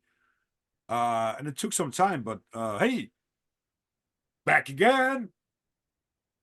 Well, it's not the fall, it's where you end up. It's how you bounce back. You know, Exactly. um, that's the whole point. Like everyone has dark times, and listen, man, if I was to get into detail about my life, I would have to be anonymous because there have been many times in my 30s when I was self-medicating after I lost my job at UPS from things beyond my control. I can name at least a few dozen times where I should have been dead, shot, killed, or committed suicide. I mean, it was that bad. I really there's a point where I didn't give a fuck if I lived or died. If I woke up in the morning and I was absolutely sure nobody would give a fuck Mhm. except for probably my mother and maybe my sister. Right. Nobody else would care. Not because I screwed people over. I only harm myself. No one can say that in my darkest times that I was someone who would swindle, lie, cheat, or steal. Mhm. No, that's never ever happened. But I can tell you this, I didn't give a fuck about myself. Oh, I know I that did feeling. not care. You know what I mean? And that's just the way it goes. You know what I mean? So let's be real. But at Right. the same time, I'm so glad that I didn't become one of those people who would lie, cheat, and steal from friends and family. You know what I mean? Yeah, that's a So, different road. That's a different yes, choice. it's a very different road. Like, I was extremely self destructive. I didn't care if I hurt myself or destroyed, exactly. So, um, that's that. But you bounce back. And you, like I said earlier, you got to be sick and tired of being sick and tired. No one Mm. else can help you. No amount of therapy can help you. It's only you once you get in your mind and be like, I need to change. I want to change. And I'm Right. going to make the sacrifices of the shit I've been doing for the past couple of years to make myself better. And of course, it's a slow road. You know what I Hmm. mean? But once you get to that point to where now all of a sudden the hill is not so steep. It just Right. becomes the goal. And you got to find that. And it takes a person who's willing to admit that, yeah, I fucked up. You know what I mean? Yeah, And right. even if something happened to me that I tried to blame it on other people, no, no, no, no, no, no. Oh, You me. still allowed it to happen. You still allowed it to happen yourself because if you were wise enough, it would not have happened. Mm. And so you just got to take accountability, and that's everybody. If you start to take accountability for your things that you allow, yeah, you could say someone else did it, but at the same time, what did you do to that person for them to do that to you? Right. you know Right. Even if it's like kind of adversarial like that, or even if you say an entity came upon me, well, they obviously had a reason to come down on you. What did you do? You know what I Right. mean? Yeah. So it's all about just being like, okay, wow, I'm in this position. Do I want to be in this position anymore? No, I don't. So now you start to take the steps to get out of that and make yourself better. And I'm barely halfway to where I want to be. You know what I Hmm. mean? But I'm telling you, I'm a lifetime away from where I was just 10 years ago. Oh, same goes for me. And it's not like, just like you said, I'm not on the top yet, but it goes very steady, very slow. But every single time, every single period, I look back, just like, oh wow, now I gained this, now I gained that, and Every step might be one step, but it's an it's not exponential next step growth. to, yeah, exactly. That's one of my that's my main shout out my main motto on my course that I give to people for business development or personal development is change life before it changes you. Because when life's got a grip on you, it's gonna fuck you around because you don't make the right choices. And Right, you right, always have a choice to say no to things or to change it. But it's not right. like I was digging into the past too much time. I was doing the job that wouldn't make me happy. I was doing this actor thing, you know. Give me a hammer and an overall, and I'm a carpenter, you know, stuff like that. I will be a painter. Give me a brush and some paint. I'm a painter, but that's not me, you know. I had to find me again, and I figured out that the society and the system where we live in do not allow to be you, the real you, because you have to fit in somewhere. Well, I don't give a shit about boxes, not none of them, but I had to fit in that boxes. Also, when I did the recovery of the burnout, you know, treatments and plans and doctors and stuff like that, and I slowly, I just, you know, took care of myself more and more. And it worked for me because I always relied on myself, but now I could get a grip on myself and look in the mirror and just like introduce myself again, just like, hey, hi, mirror, I'm Rob. Who are you? Who the fuck are you? Remember What me? do you want? That's that. You know, I met a lot of people just like, oh wow, you know, nice to meet you. But this guy that I saw in the mirror, just like, who the fuck are you? Tell me a little bit about your story. Started to write things down, and just for myself to memorize and to see what things causes the events and the situations that I'm in or that I got in, and how did I get there. And when I did that for myself to write stuff down, just like, oh, wow. You know, just like the story I told you about the bachelor party, sounds like a great party. And it was. But it was fucking up myself completely, you know, because there was no way I would be there doing that sober or just with a little mindset, just now, oh, I'm going to get married. So maybe I don't do the drugs because, you know, you can get a heart attack and stuff like that. Maybe I don't going to drink myself to death, but you're going to do it anyways because you look at Ozzy Osbourne, you look at Lemmy Kilmister, you think, I'm the next in line, you know what I mean? And these people are getting old compared to a lot of people that are very sober, very healthy. They're gonna die with their 50s. I'm 51, winter's young now. So, but yeah, you have to be, and I think a lot of people are coming to this point in their lives that they just can't win this race. It's a rat race, you know? You have to perform every single day and all the stuff that's surrounded with you, like family, the taxes, the house, to do all the stuff that you have to do just to keep being alive. That's too much for a lot of people. And a lot of people don't do the things that they um, really want to do. I mean, I do this podcast because I love to talk to people like you, Roscoe, you know, and just Hmm. have a great conversation. But make money out of it? None, nada. But it's not for me to get into it for the money because when I did stuff for money back in the days when I was a salesman, I wasn't happy at all. I'm still a happy motherfucker right now. You know, I'm laughing, having a good time with you. But if you would tell me just like, oh, you're gonna get paid like several $1,000s just to perform like you did like 1 month, no fucking way. I would be rather be broke and happy than rich and uh back down or stump down or not not being myself. So you said you were in sales, right? Yeah. Okay, so the worst job I've ever had where I was told to lie to people's faces was in sales. In 2013, I went to solar PV manufacturing, sizing, and maintenance school at a little college called Irwin Technical College in Tampa. It was a 9-month program, 600 hours. I learned everything about the solar industry, installation, sizing, how to, create the environment for the optimal sun to hit the things, or the panels, I'm sorry.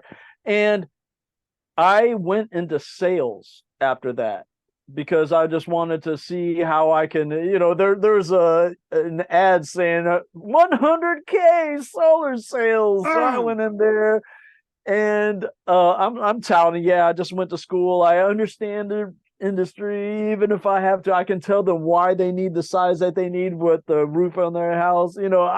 I sold it. I got hired. And let me tell you, whenever you're the new guy in sales, they give you the shit leads.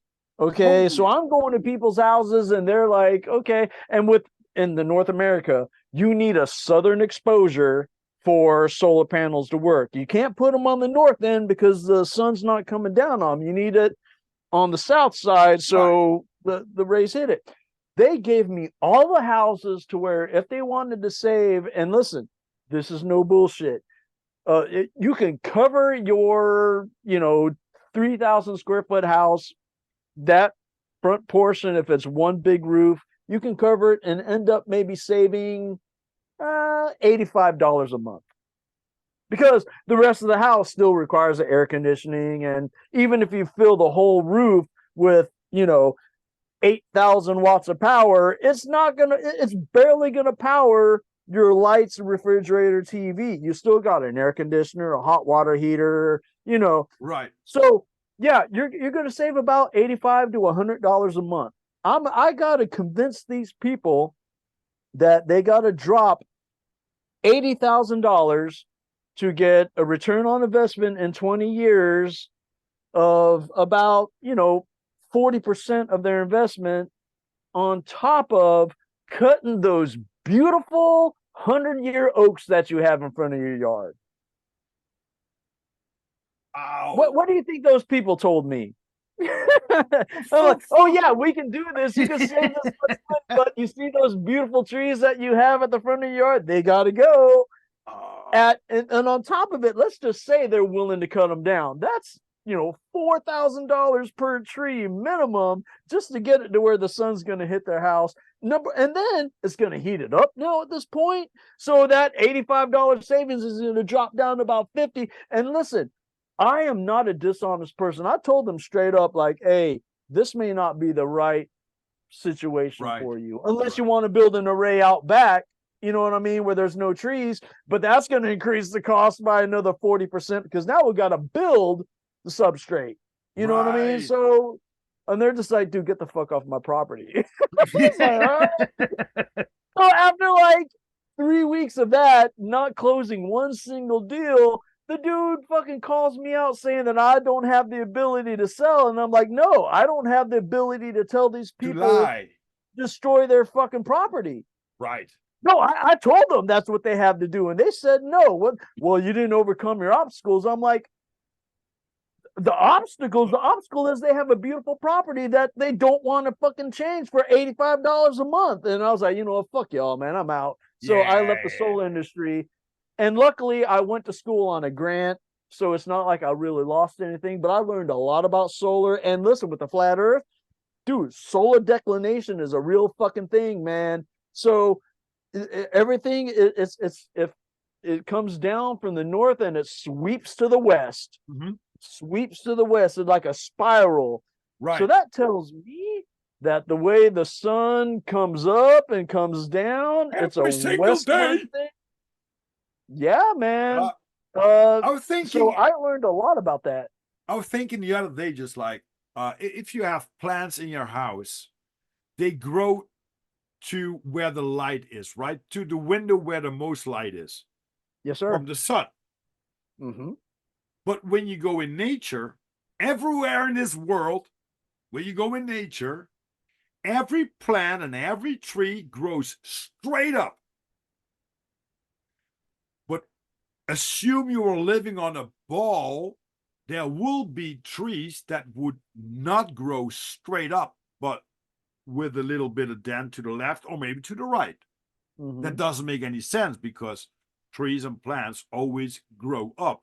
So there has to be a sun above it and not just like around it, because it makes no sense. Because when you look at it around it, the other areas, the trees would grow differently. And there are places that the trees are growing a little bit different than other places, but normally every single tree grows up. And you can see the sun paths, right? So you can see the spiral that it makes, which makes perfectly sense, especially on a flat Earth map. And point out to David Wise again with the flat Earth clock. It's something that makes so much sense, and that's a lot of these conspiracies that we will talk about. Once you dig in one rabbit hole, just like, wait a minute, that didn't make sense to me when I was a younger kid. Now I have the opportunity to search things up on the internet and to figure out some things and to learn about stuff. And I was digging into stuff that I just like, what? I got a question about that, but it's not been answered in the plausible truth or the plausible reality that I think that the answer would lie on, or would be. So you're going to dig deeper and deeper, and you figure things out. And just like you're just like 2014 is what was when you woke up about more conspiracies and stuff like that, like 9/11, Kennedy. Yes. Yeah. Yes. Yeah. That's when I really started like devoting time to it. But I would say my very first one was the whole Kennedy turning around shooting thing, and I was offended by that. I was like, dude, how the fuck are you gonna show me this, man? What is this? This ain't real. And then I was like, I looked into other things. It's, man, not very much of what we've been told from mainstream media is, gospel. There are things that we've been told that are 100% false, man. I mean, and I don't know how much of it is, but I would say, a minimum of half. A minimum of half. I just saw the other Anything day that shaped our time now. If you take down the word news, it's north, east, west, West, south. south. Just like what direction? Well, we don't care what direction, but we're gonna give you some direction. Yep. And I just like, oh, and since the time that I've been waking up, let's say, because I don't like the word, but just to be aware of where we are living in, and my questions have been answered for, just like I said, my plausible truth. Just like, oh yeah, that makes sense. I can put some facts on it. Just like, okay, that I got a fact that this is knowledge. It's not like I believe. No. I don't believe I can fly. I know I can. Right? Oh, when I jump off a building, I know that I fly for some time, but I also know that I'm going to be dropped dead. Oh yeah, yeah. It's not something like maybe. No. So when I came back from a holiday, my TV broke down. And normally I would go directly to some online store to get a new TV and stuff like that. But I was so fed up about all the stuff that I've been researching and get some knowledge from, that I had something like, I'm a game addict and I love YouTube. But do I really need it? Do I really, a television, when you turn it off, is just like a black mirror of like 1 meter by 90 or whatever, how big that stupid thing is. And the only thing what's on it is bullshit. It's, waste of time. I rather spend looking to the black mirror on this side, looking to you in the face, Roscoe, and, to do something with the communication systems and to do with the technology that we have now, than just like sitting down and get programmed and what about this? What about that? Here's Jungle Jane. And no, this is Ken and Barbie or whatever. Just like, oh. And well, it puts you in a zombified state. Like you suspend your, I believe it's called suspended disbelief or something like that. Whenever you watch a movie or whenever you turn on the television and you just put your focus into that black screen, it really puts you in a trance. And you are very susceptible to anything that is coming through that. You may not catch it like, oh, I saw that. No, no, no, no, no. It's in between the frames coming to you. Right. And I'm so glad you mentioned that, because I'm very proud. I have not owned a television since 2016. My last television I bought was a Samsung 55-inch 3D television. Uh-huh. And a friend of me and my girlfriend at the time, he had a heat stroke and he was bedridden. And the only thing I could do with this television that I was not watching for the past, almost year, was to give it to him so he can at least have something. Right. Listen, if you're going to watch television and you're forced to be a zombie, it's going to be someone who's bedridden. All right. So Right. I gave him a practically unused 55-inch 3D television with no, I didn't even want him to say thanks. I was happy that he took it from me. I was like, hey, thank you for giving me a place to put this, when I set it in Right. front of him, in front of his bed. Haven't owned a television since. I was thinking, you got these some states in America where they say that the police is gonna, you can voluntarily give your weapon away, so they, that there are less weapons on the street. Right.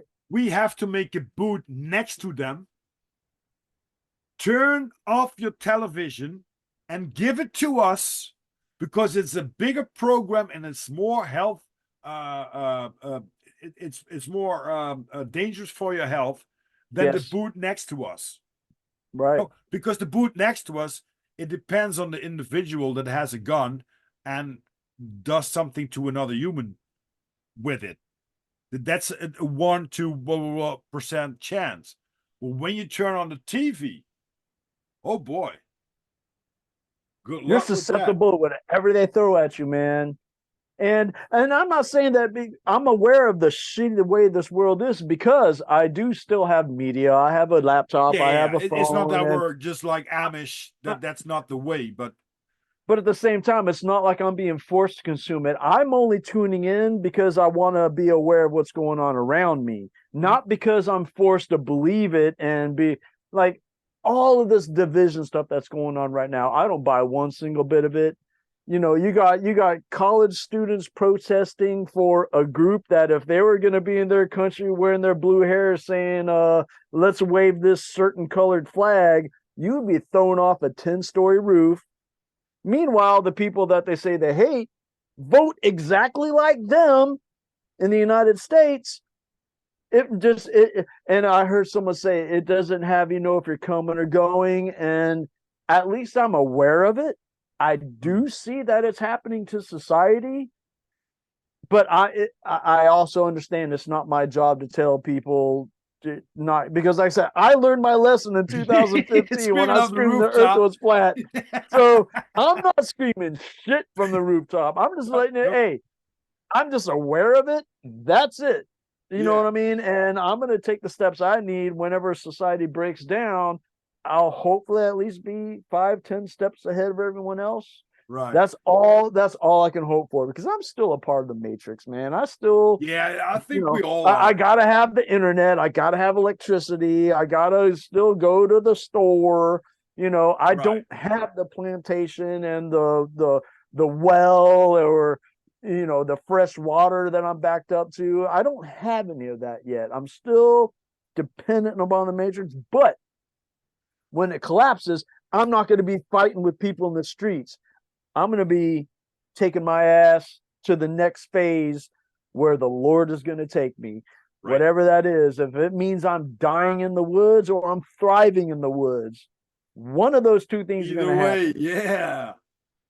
It's something that are all stumbling about my words, that I really digged into, like 15 years or so, like the preppers. I don't like to stack up the food and stuff like that, but I do have a tarp. I do have a rucksack. I do have a little axe. I have a survival knife, and I do the skills, to make a fire with nothing and stuff like that. It's like, I don't like that. And when there are just like this canned food, this like this fish, it's like 5 or 6 years, 10 years, but there's a lot of fat in it. Just like, oh, maybe when there's when there's some a discount, I'm gonna stack up like 5 packages. It's like 5 days. I'm really nuts about nuts, like walnuts and hazelnut and pecan and Hmm. Brazilian nuts and stuff like that, because there are a lot of rich fats in it. Oh, I'm Yes, going to sir. stack up that little bit too, and when I go into the woods, I always have my little package of nuts. I can, I won't say I'm a survival expert, but I can handle myself for quite some time. Hmm. But it's going to be hard. Oh Uh, yeah. No one said it's gonna be easy, man. no, It, it's no. it's gonna be an adjustment, and if you adjust, there's still a chance you may not make it because Well, I would rather take that chance than say yes, amen to this system or whatever it is. I 100%. hear you, man. Yeah, 100%. yeah. I'm gonna take the chance in the woods. I'm not fighting in the streets because that's what the powers that be that are taking all of this away from us want. Right. You know, Now I'm they taking want another us. sip of this beautiful copper uh, can with my water in it, and I saw the other day that Vika Draziv, which has together with Gene Edited, a great podcast, Heliopsychosis, has these. What's it called? Just like a bottle, just like a copper bottle, but it's going to take care of your water. So you have the Pitta, the Vata, three things that are not in this modern world. When you got the water out of the tap, it has such a tremendous journey that this copper vessel takes care of that and electrolytes the water. And I know that Vika, and shout out for Vika and Gene from Heliopsychosis, uh, uh, Vika is going to sell these bottles. So if you want to have a bottle like this, shout out to Vika, and probably I'm going to have a link for that too. But it's beautiful water, and it looks gold. Look, it's I shiny. was about to say that's not copper, that's gold, Look at but it's antimicrobial and it keeps bacteria because I guess bacteria cannot grow on straight copper, and that's why you have copper lines in your house. exactly. It inhibits that bacterial growth, and I'm so glad you brought up that because I'm on a new kick. My mom introduced me to these little bottles that increases the hydrogen in the water. There's a little battery powered rechargeable pack on the bottom. You hit this button, and for 3 minutes, you see these tiny little bubbles rise up through the water, and it's doing a reverse electrolysis. Oh It's wow. separating the oxygen and the hydrogen from the H2O, and it increases the amount of hydrogen in the water. So when you drink it, you are, I guess, because pH is potential hydrogen. Right. So as you raise it, it becomes more alkaline, I Yeah, believe. yeah, Yeah, because the alkaline. lower it is, it's more acidic. As you raise it, if you have more potential hydrogen in the water, it becomes alkaline. And it's supposed to be great for your skin, weight loss, sleep, everything. And I've been on it for about 2 weeks. And I tell you, the one thing I can tell you is my energy levels are up. Oh, I got a Beck protocol. You know that? The Beck protocol. Beck was a guy who said, I can drink any water on the world, but I need my little device, which are two silver rods, like 99.999 point silver, right? Uh-huh. And he has these two batteries lined up. And with his crocodile clamps, he puts it in the water, just like you have a plus and a minus, right? So it oxidized the water, and it takes a little silver. You make colloidal silver with that. I can make my own colloidal silver, which is very healthy. The Romans used that to antibacterial their drink supply, and it has a Uh-huh. lot of benefits. And since I've been drinking this with my Berkeley water filter, which I have now like February, yeah, since February, my nails, I can clip them every single week. And my hair is just growing like it's not, oh, it's going to be summer, so there's more hair growth. That's true, but no way that I have to clip normally my nails like every single week. But I have to because I'm drinking this water, and this is also purified water from the Berkey system, which Uh-huh. takes out all the heavy metals and stuff like that. And then I put it in this vessel, which takes care of the three elements of water that is going to be in rest. I love this. I mean, if Dude, I go to the it's woods, like, affecting you on a molecular level, man. And your yeah, body is showing that evidence by what you just said. it's unbelievable. I gotta grab my uh well, let's see how many. 30. Gonna be all right. Gonna be all right. I just want to say, otherwise I have to grab my battery, but my charger, but that's gonna be all right. oh, thanks for reminding me. I got to plug my phone back in. Let's see how much battery I have right now. Oh, I'm at 100, but still, Oh I don't wow, want that that's a to. lot. I think it can't go much higher. Well, that's funny too, when they say, "Oh, we discovered like 5% of the wildlife." Okay, but if you don't know what's 100%, how can you say that you just discovered 5%? Ah, That's right. ah, ah. Hmm. How Yeah. do you look at TV?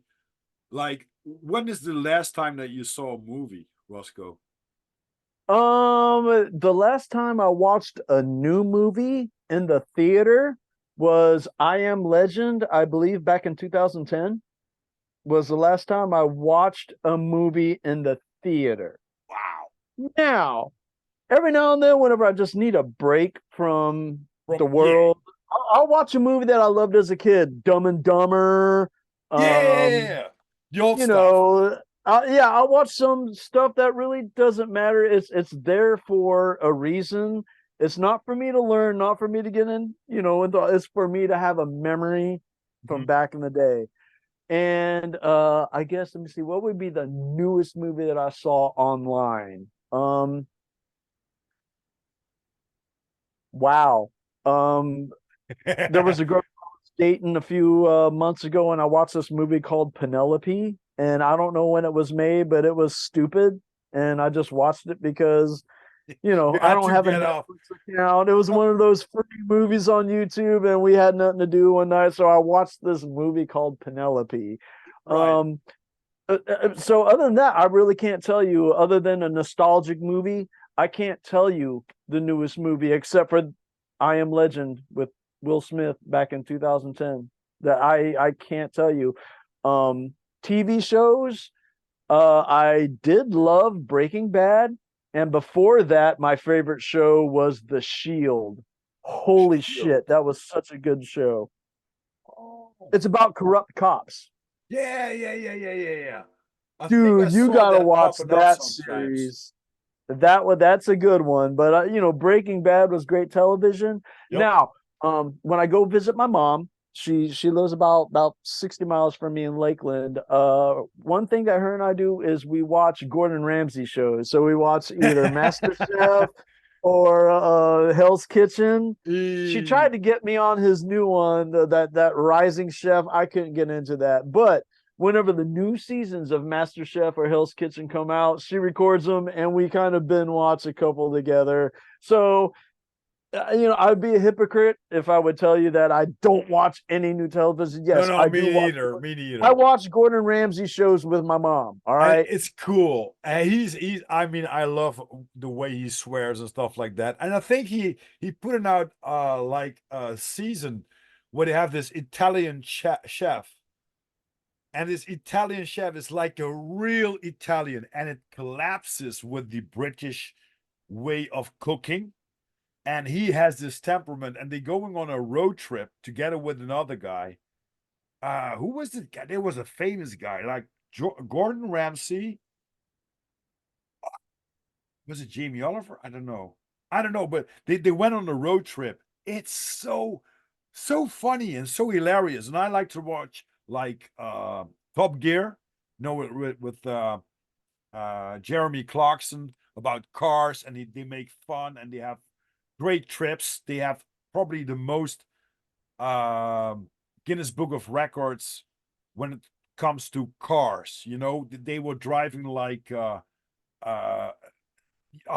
they were doing so much things about stupid things like, okay, you got a budget car and you're going to go to the Sahara, you have to drive your car through the desert.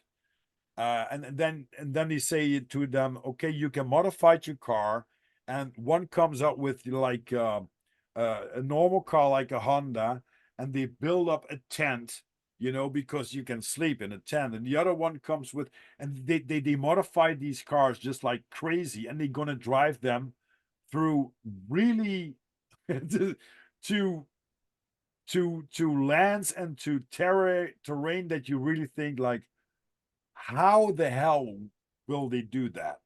The last episode I saw, they had all of them. They had a like a real sports car, and they had to turn them into a rally car for Paris Dakar. So they modified. I think it was it was a Maserati. It was a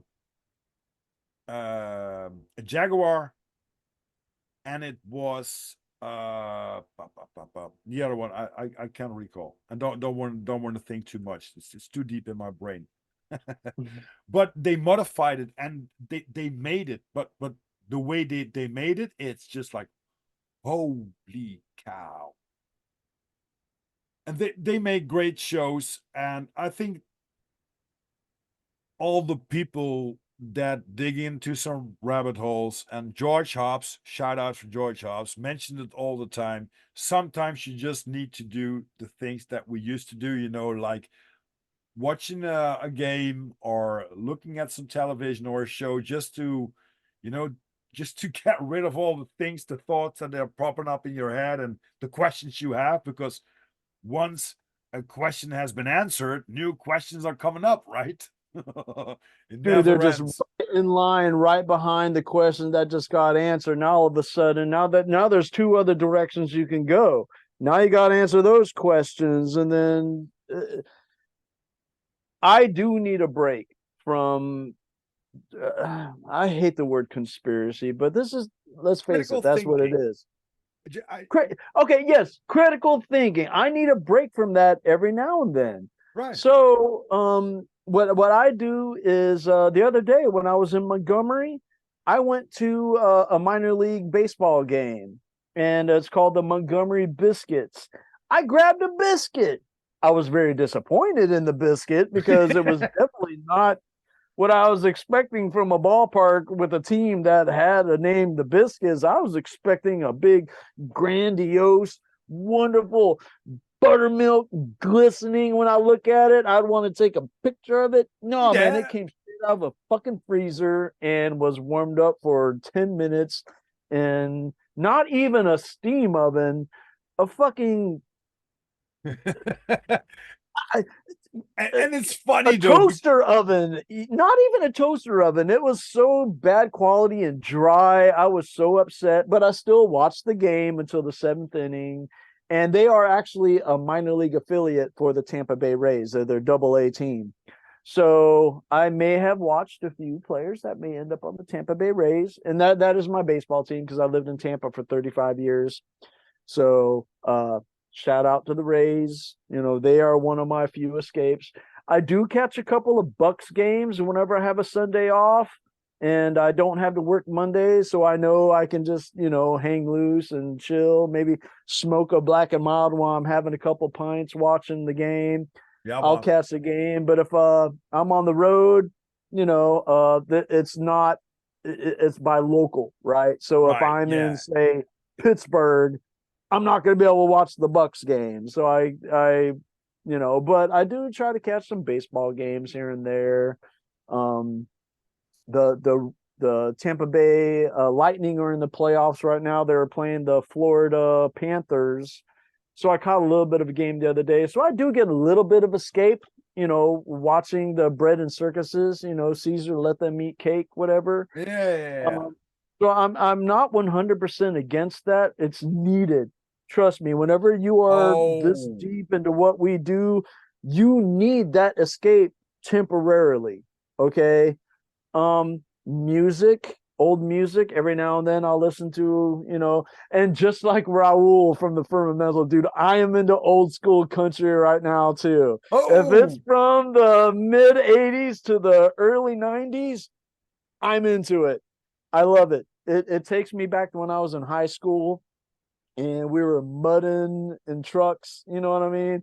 So it's I have found just a little bit of a balance, but no, critical thinking is way up here and the oh yeah. escape is way down here. But luckily, with what I do for a living, I get to occupy my time by walking around in cities I don't know. So a lot of my time is just simply walking. Oh, I love I'm that. going to Toronto for 2 overnights this next trip coming up, and I'm so looking forward to that. I've never been to Toronto. So I'm gonna just unplug my phone. I'm just gonna have it for emergencies only. I'm probably even gonna take out my headphones. I'm just gonna listen to the sounds of Toronto. I'm Right. gonna Feel the take city. public transportation because I don't have to be at the airport until like 5 o'clock the next day. On both of these days, I'm there. It's back to back. So I'm going to get there one day. I'm going to see what I want to do. And I'm going to have a plan the next day when I come in. Start at like 6 in the morning. And I'm going to hang out until like 3 downtown, get back, get dressed, get to the airport. So I'm so looking forward to my next. It's not this trip coming up, it's the one after that. But I'm going to Toronto for 2 days straight, man. I'm Cool. loving it. I can't wait. Well, what kind of countries did you already been traveling to as a uh in the airplane industry? I would call it as a crew member in the Crew airline member, attendant, that's as long as attendant. you Yeah. don't call me a stewardess, I'm fine. You can call me whatever you want, just don't call me Oh, a I stewardess. want to see you walking down the aisle with the high heels and a little skirt. What's your favorite airline? Because I know that there are some stewardesses. Oh, you need that buckle up in your seat because otherwise you're going after the cookies because there are a lot of difference between the stewardesses and the airlines, right? Well, luckily I work for a regional that is wholly owned by a mainline. Um, and I just fly from Charlotte to basically the entire East Coast. We go down as far as say Mobile, Alabama. So I don't know if you're very familiar with how the United A States little looks bit, geographically, but if Charlotte is right here in the middle, we go as far down as Tallahassee in Florida, and we go as far up as Canada. oh We wow. go out here up into Chicago, and we go down here as far down as Mobile, Alabama. So basically half of the United States we fly to. Wow. So I'm very domestic like that as far as work goes. But personal travel, I have not even left the country yet because it's just not. It's one of those things where I'm like I told you, I'm living a paycheck to paycheck, and if I'm going to go out of the country, dude, I'm taking at least 2 to 3 grand of disposable income, and I'm going to do it the way I want. Right, I'm not right. going to skip. I mean, I don't even need a nice hotel, but I need to have the funds to if I want to do an attraction or if I want to puddle jump to another island on another airline, I'm going to Yeah, be able yeah, to do. right, right. What would So be the destination if you were Bali, Bali? Ooh, Bali. that That is the should be one I want to go to. And that my birthday is coming up in August. So I have about half the month off based on the vacation days that I'm taking. right. So that is going to be my gift to myself for my 48th birthday. I'm going to go to Bali. Oh wow. Are you looking forward to that? I can see that. Oh, absolutely. And it's a vegan's paradise, even though I'm not a vegan, but I'm going to be vegan that week. I am going to absolutely Yeah. love it. It's gonna be it's gonna be a bucket list thing I'm checking off. And so I anticipate having about 2 grand that I can just Yeah, but I do think that whatever with. yeah, the trip to there is probably more expensive than the whole staying there and all the stuff that you're gonna do, because it's very it's not a cheap country in the worst sense, but like the normal life is like cheap, you know, the food and stuff like that. Well, see, And the reason why I love doing what I do is travel for me as a cabin crew member. The only thing I got to pay is the airport taxes for international travel. I can literally fly anywhere in the world for just the airport taxes. Domestically in the United States, I don't pay a cent. I can hop on any airline. I can, and as a crew member, I can actually take the jump seat. So even if a flight is full on my airline and the jump seat's available, I get that seat. wow, I can literally walk up to another airline carrier at any airport, show my badge, and if there's a seat available, I get on that flight for nothing. wow, That's the appeal of being a crew member, pilot and flight attendant. Now, everyone else that you see at the airport, the ticketing agents, the wrap agents, they all get travel privileges too, but they can't just jump into a jump seat like I can. And I don't believe, because there's a handshake agreement between all the airlines. If there's a shortage of people, crew members are what can stop a flight. You can be short on the ramp. It'll just take longer to get the plane loaded. You can be short on the ticketing agent. There'll just be less ticketing agents. If there are not that required number of pilots and or flight attendants, that plane is not taken off. wow. So we all have a gentleman's agreement between each other. If a crew member comes up and needs a ride, give it to him if it's available. Wow. Oh, So that's a privilege that I get, man. Oh yeah, yeah. So like I said, man, and it goes the same for, it's called a spouse pass. My wife would be able to hop on that. If there was one open seat on a plane, she would get the seat, I would get the jump seat, and we'd go. Right. Anyone else in the airline industry would be like, okay, there's only one seat available, one of you are going. So I greatly increase my chances of being able to take my dependent, my child, my wife with me, because I get the privilege of the jump seat. Right. And now you have one to else- tell us. Now you have been in the airline services, in the airline industry. Are the parties at night with the pilots and the stewardesses or stewards just as crazy as they talk about in the movies? It's not as glamorous as But it's been still a shown to party. be. I can tell you it's not. Now, unfortunately, I'm a male, a straight male in an industry where most of the pilots are males that are straight. Now, I'm sure if I was a hot 22-year-old flight attendant, I may have a different story for you. I'm not that, so I am not the person to consult. However, I'm absolutely sure that does happen, especially internationally, because there's no phone. It's not like the wife can call the pilot and be like, "What are you doing, honey?" No, he is off the leash. Oh yeah, I saw this movie Flight with Denzel Washington. I think one of the Oh first. yes, Yeah, he's snoring some coke out of the some crazy chick's flight ass, right? attendant's ass crack. Yeah, that's I'm gonna be a pilot, man. When I saw I that scene. I can neither confirm or deny that that happens, because I'm not in that situation. And when I become a pilot, I don't think I'm going to be snorting yay. So No, that's gonna fuck it. That's gonna fuck it. Maybe if you have but that was a Colombia. good movie. That was a good movie. Yeah, absolutely. And because I think it was based on a real story, right? About the Hudson River when the plane Oh crashed. no, dude, you're talking that about was that was the other Sully. one. Sully. Sully, And right. From I Denzel mean, I've heard Washington. rumors that that never actually happened. I don't know. There are people that say that there was a boat towing a submerged plane into the Hudson before the cameras got there. I don't know. That's one of those things where whenever you're a critical thinker, you got to take that into account. But at the same time, I don't know if I can just believe that there was a tugboat tugging in a sunk plane in front of everybody's. Right.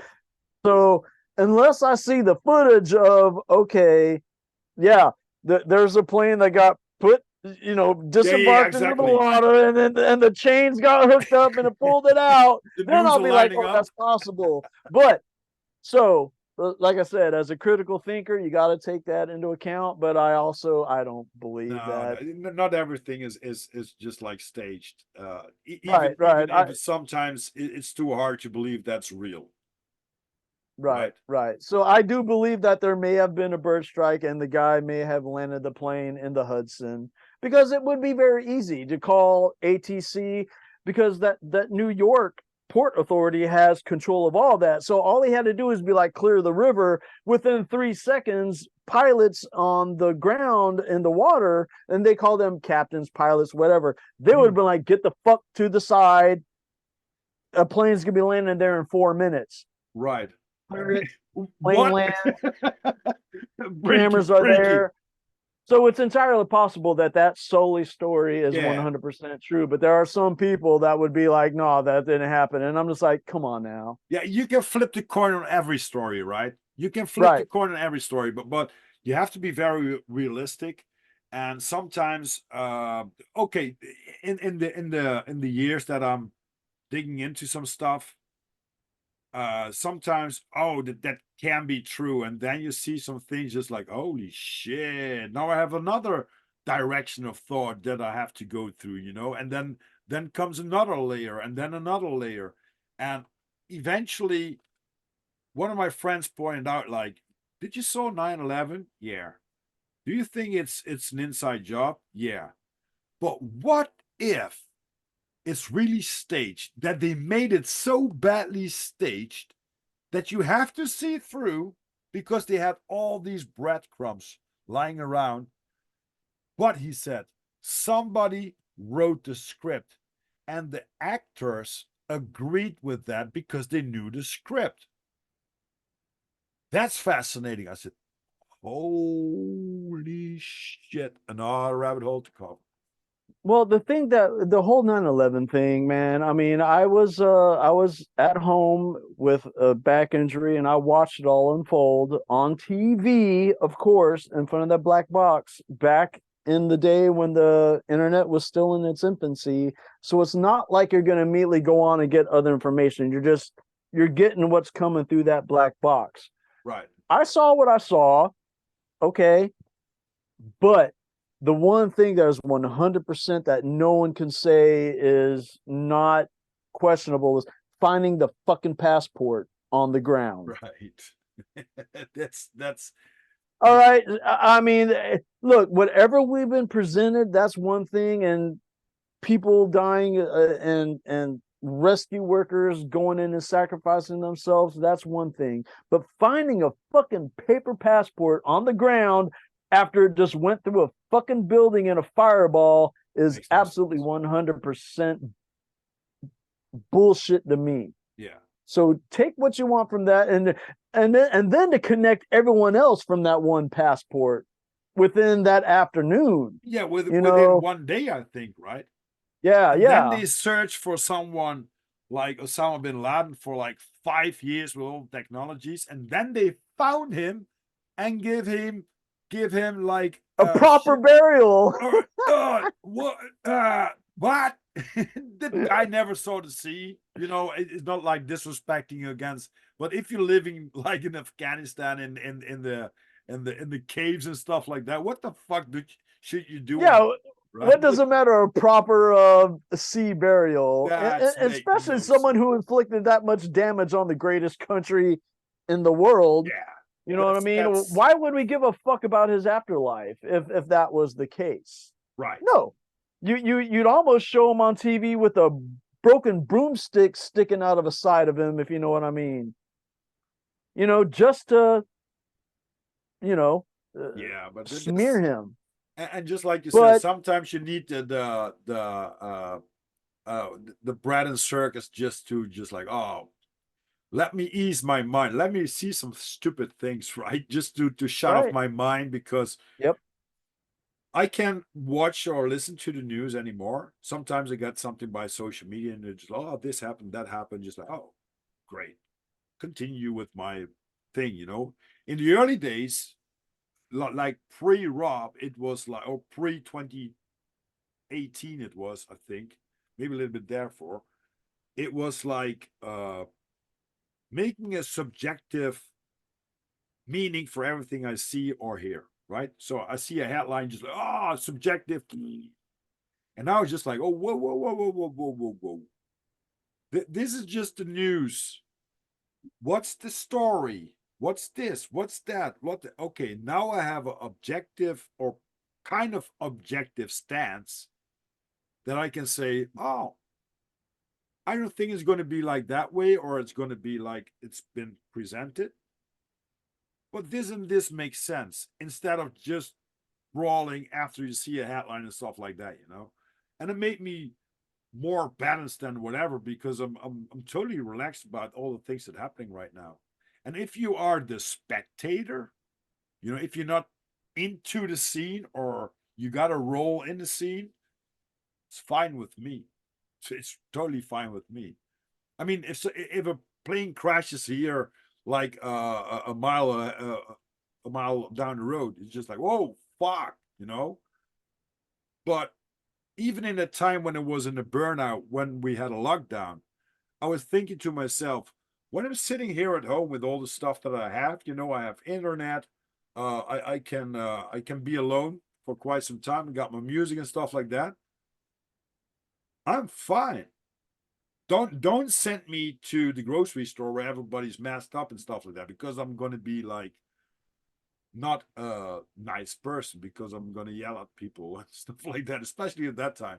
So that's I really love that my girlfriend took care of that. Just like, you want some groceries because I'm gonna go down a grocery store because if you go, probably World War III is gonna start. So what is it like over there right now? Are people living in fear of this disease X that's supposed to be coming out, or Oh, we got is another one coming up. that's the rumor I heard. I think It's the biggest disease that's running around, really running around in this world is corrupt governments. But oh I don't yeah. know how it's specified, like golf or something like that. I don't know. I think a lot of people are standing up. Like I said before we hopped on the podcast, tomorrow it's King's Day because we still have a king. A lot of people don't believe him in anymore, but he has a lot of power, right? So when the king says this, then people do that. Um, there were some. Well, every year the king with his family goes to another town or city, and they pretend to be, you know, the sunshine and stuff like that, and do some old stuff like having a market and some old place. But a lot of people don't dig into that and want to protest against him. Um, but if you do that, you're going to be having a hard time with the police that has a lot of, um, yeah, they can arrest you for nothing only because you look strange to the king or you shout things out. And so So it's opposition is squashed. yeah, it's just like the dictator is coming to town, so shut the fuck up and don't do stupid Wow. things, right? Um, But we got, of course, a lot of people here in Europe that are farmers. Basically, the Netherlands is based on farmers, like hundreds of years old, hundreds of old traditions from uh, generation to generation about, you know, farming the land in the most best way for everything. And because the government is going to take over with the WEF and stuff like that, the registrations is about C2, no, C2, about whatever. Um, these people are rising up right now. And because farmland has been taken, voluntarily or not, it's been taken to build more cities. Yeah, there's a lot of stuff going on, but just to be honest with you, I'm driving around complete total Europe normally as a courier, just like you did with UPS. delivering some packages. And I don't see that because somehow, or I've been avoiding it, or I don't be aware of it. I know that's been going on, but I don't want to get sucked into that kind of energy. So, But so you're saying you're hearing that farmland is being taken, but you still see plenty of farmland? Is that what you're saying? well, not exactly true. Yeah, yeah. Well, where I live, there's a lot of farmland, but I can also see the there was a place like 10 kilometers. There was nothing, only agraric, just like crops and stuff like that. And it was from my town to the city where I had to go to school, and I went by bike. But now it's only industry. It's only logistics like warehousing and stuff like that. But Okay. the farmland is gone, and Yeah. um, and there are a lot of stories came out from farmers that committed suicide because they don't make that much money. They do it really with a heart for nature and for the cows and for the grass and for the crops and stuff like that. But they don't get a penny for it. So um, I think that's the biggest war that's going on about our food. And I think Netherlands is the second biggest country of food production in the world.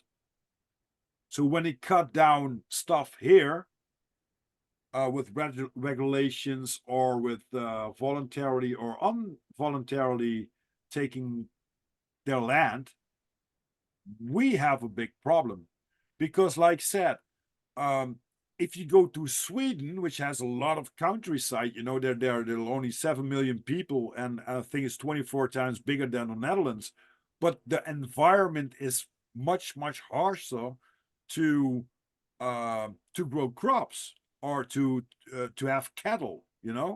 That I mean, if you look at the population of the world and you look at all the areas where we live in areas where close to the sea and where the land is very fruitful, where the soil is very fruitful, because otherwise we can't eat. You know, our cattle Yeah. needs food and we need food. But yeah, so I think that's the biggest thing going on about pushing some agendas.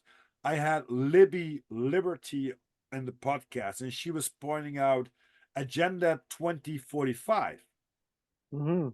and that's like yeah, transhumanism and stuff like that. And that's when they talk about it, even if it's in a movie or stuff like that, they want to do that. The other thing is, how can we stop it? Because I think a lot of people will disagree with it. So the only thing that they can stop is a community that's against them, right? So if a community take care of themselves, they can't stop that. But because they still have so many things uh, pointed out in your life that they can screw you up, like, okay, you don't make that much money, so you got a little bit of this from support from the government, or you have a house, be aware to be paying on time, because otherwise you're going to be thrown out of the house. You still will have the debt, you still will have this, you have no house. So they all have these threats going on. But She talked about the fiction and nonfiction thing, right? I listened to that. Yes. And it's yeah, she broke it down really, really nice. Like if truth in what you would call fiction movies, lies in nonfiction, what you would say is news. right, Wow. yeah, So it's completely inverted. Like, yeah. wow. And I Huh. live in this little town here in the Netherlands and down in the south, and this is sometimes tri-state city, or what's it called, 15-minute cities. Yes. Well, I live cross border from Germany, and I live like a half an hour from Belgium. And cross border in Germany, like that's 10 minutes drive. They are living in an area of 50 kilometers, 18 million people. In my country, the Netherlands, which is wide like 385 kilometers by 200, maybe 300, something like that. It's a small country. Okay. 18 Yeah. million people on this surface. But cross border, 10 minutes, 50 square miles, 18 million people. It's the biggest industrial complex of Europe. Yeah, that sounds like people stacked on people. Oh, yeah. It's crowdy here. It's very, and I was the other day, a few weeks ago, I went to Norway. I had to deliver a package in Norway. So yeah, let me drive. And after you go to the north of Germany, you come to Denmark. It's like you see sometimes a house. It's just like wow. You come to Norway with a pond. You go with a ferry to Norway. To Norway, just like wow, wooden houses. People are, the fjords. You feel like a Viking. But it's really great. And I couldn't make it back the trip because it was like Eastern time to get the ferry back because there were some problems with the papers and the documents. So I had to drive back over Sweden. So I said, yeah, why not? I mean, taking a box. I've been to Sweden on the road. And these countries are beautiful countries, but what you see there, that's what I wanted to point out, there are a lot of spruce forests there. And the more up you go, the less uh, flora and fauna there is because it's going to be colder and harsher Right, environments. right, right. So Uh-huh. like the green grass that we have here, well, they don't have that just like that. It's like a little bit more rough country and a lot of rocks and stuff like that. So they live by the sea. So the Vikings went on the raids not only for the goods but also to find new land where they could cattle and harvest stuff. So when they went to England, they smelled the soil just like wow, this is fertile soil. We can do something here. And a lot of people they, just like I was talking to Musa the other day, which lives in the Gambia.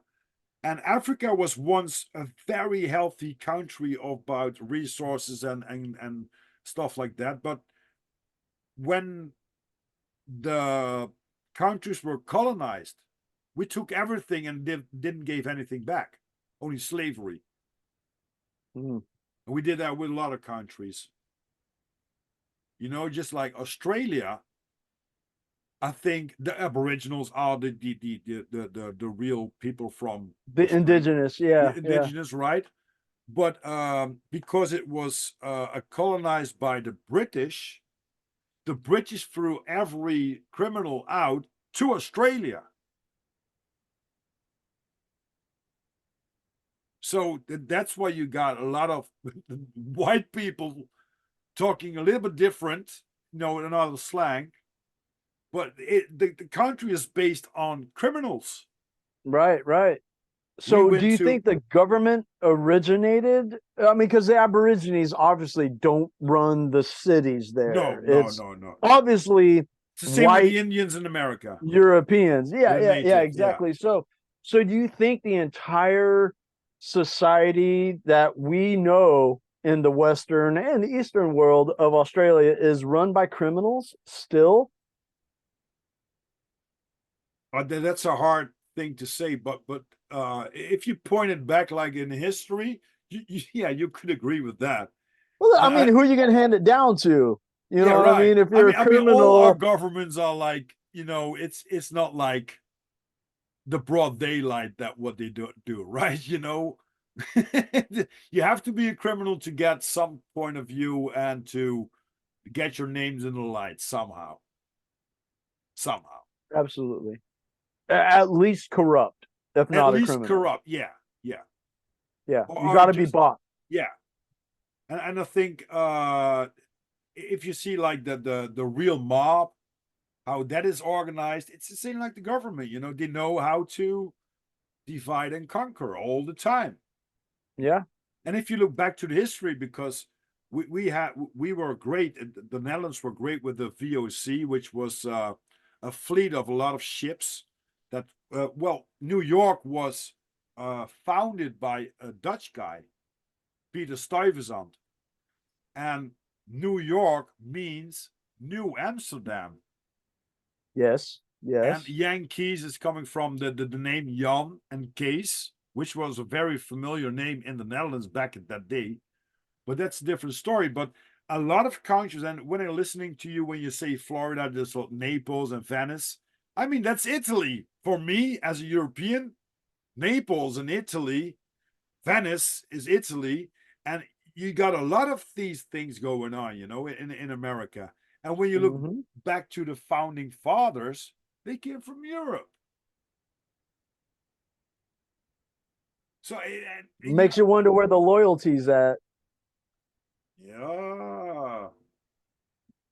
But I can't. The thing is, I'm having a hard time believing that even if you want all the power and stuff, that you do things to humans that are your people in a destructive way. It's hard for Well, me. if you don't have a soul, it's pretty easy to do. Yeah, so chop off the head.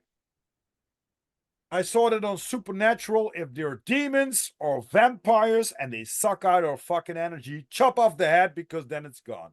I thought even the last episode from the Firmamental with Gary Wayne. Oh, Genesis 6, yes. Oh yeah, baby, chop off the head. I don't want to. I don't want to tell people to tell them to do that. But if you do something for this world, even with the giants, like David and Goliath did, chop off the head. Then it's done. Well, and I do have just a little bit of a conflict with that philosophy of kill all of the offenders, because Yep. there's obviously, no matter what, you're not going to get to the top unless you get to the top. So if you have the bottom people and you just chop off their head, you're not getting to the person above them. You True. got to give the people at the lower levels of this, whatever it is that's going on, you got to give them incentive to be like, okay, put me in a, for lack of a better word or phrase, a witness protection program. I will tell you who gave me this information. I'll have the receipts. Go Right. to them, and then to that person just a level up. Okay, now you know what I mean. And Yeah. listen, you got to give them now at this point. Tell that lower level person, okay, we're gonna let you attempt to go on with your life. We're gonna monitor your ass. You fucking try to get shady, your head's gonna get cut off. Okay, so Right. we're giving you your second chance. Yeah.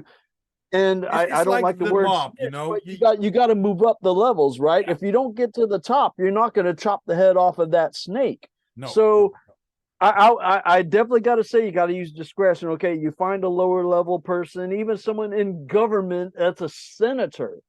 That person is still way down. Yeah. True. You And there are got a you lot of got you people got who have good businesses, intents. corporations. Tendencies, right? So it's not like everyone is corrupt in that world. I think I believe that if we're facing the bad things about bad people, bad plans, bad agendas, there are already also, because there's always duality, there are also people working their fucking ass off behind the curtains for a better world, for a world that we want, like building a community and being peaceful with each other without violence, without being, looked down or locked up or stuff like that. And I agree with you. If you look at the for example, for a big mob in New York, Chicago, or whatever, the big guys, you don't get to there. Well, what they're going to No. take is the runners, on the streets that do a little bit, hustling with some drugs and stuff like that. But Mhm. it's for the organization. It's like, oh, we lost a penny. Oh, well, uh, that's too bad because we just made $15 million I was about to this say, this we'll just month. make two pennies. Yeah. And but just like said, if there are evil forces at work, which are probably, there are also good forces at work too for that. And the most difficult thing I have now is not being, happy and broke, but you just, just like that and doing the stuff that I do. The hardest thing, psychology, is to keep up a positive mind, because there are so many distractions that could bring your mood down, or the things that you say, or the things how you react to things, just like, oh shit, I should I should think differently and to purchase it on a positive way, instead of, oh, that's going to be fucked up when this guy is going to be elected or whatever, or all these plans are there, so oh, that's going to fuck up the country. No, no, no, no, no. Okay, these plans are there. Fuck that. Well, I don't, I don't see them. I only listen to them because I tuned in. And as I'm a spectator, I can walk away from the scene as long as I'm not dragged into the scene or been put in a role as an actor in that scene. I can just Right. turn around and walk to my other scene, which is probably nature, just like, okay, you having a brawl. I'm sitting here. Hi, tree. How are you doing? Oh, you look great today. Just like that. Yeah. I have to Yeah. get my charger, Roscoe. So little, yeah, I have to grab Well, you that. got to choose your battles, right?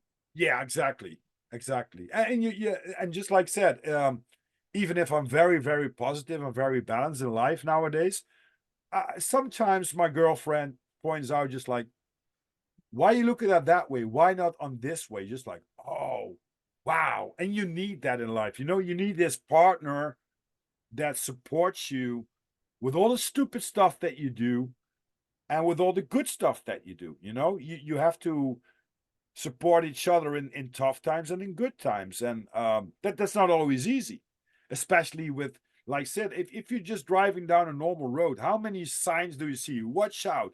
Uh, Now it's I don't know what the speed limit is in America. It's like 30 or 40 or 50 miles. I don't know. Just like 50 miles, 20 miles. Watch out. Stop. Duh, duh, duh.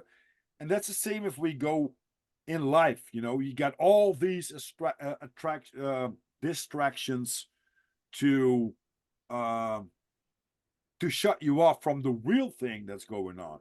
Just close your Yeah. eyes, sitting down the road, just like, if I'm not been caught by speeding, I probably break the law or a rule that they have, but I'm not harmful for the environment or for myself. So what the hell?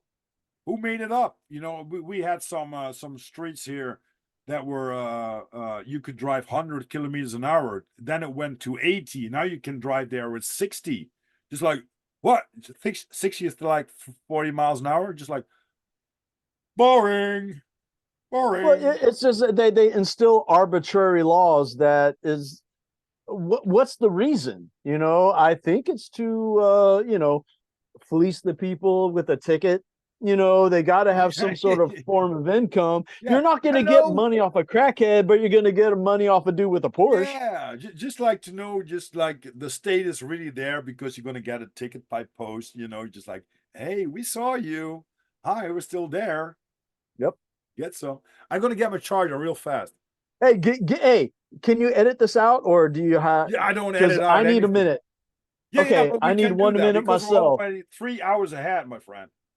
Oh yeah, dude, I need to take a break right Yeah, quick no for props. 1 minute. I I'll be can right edit that back. out. Yeah. All right, brother. All I'll right. be right back. Yeah.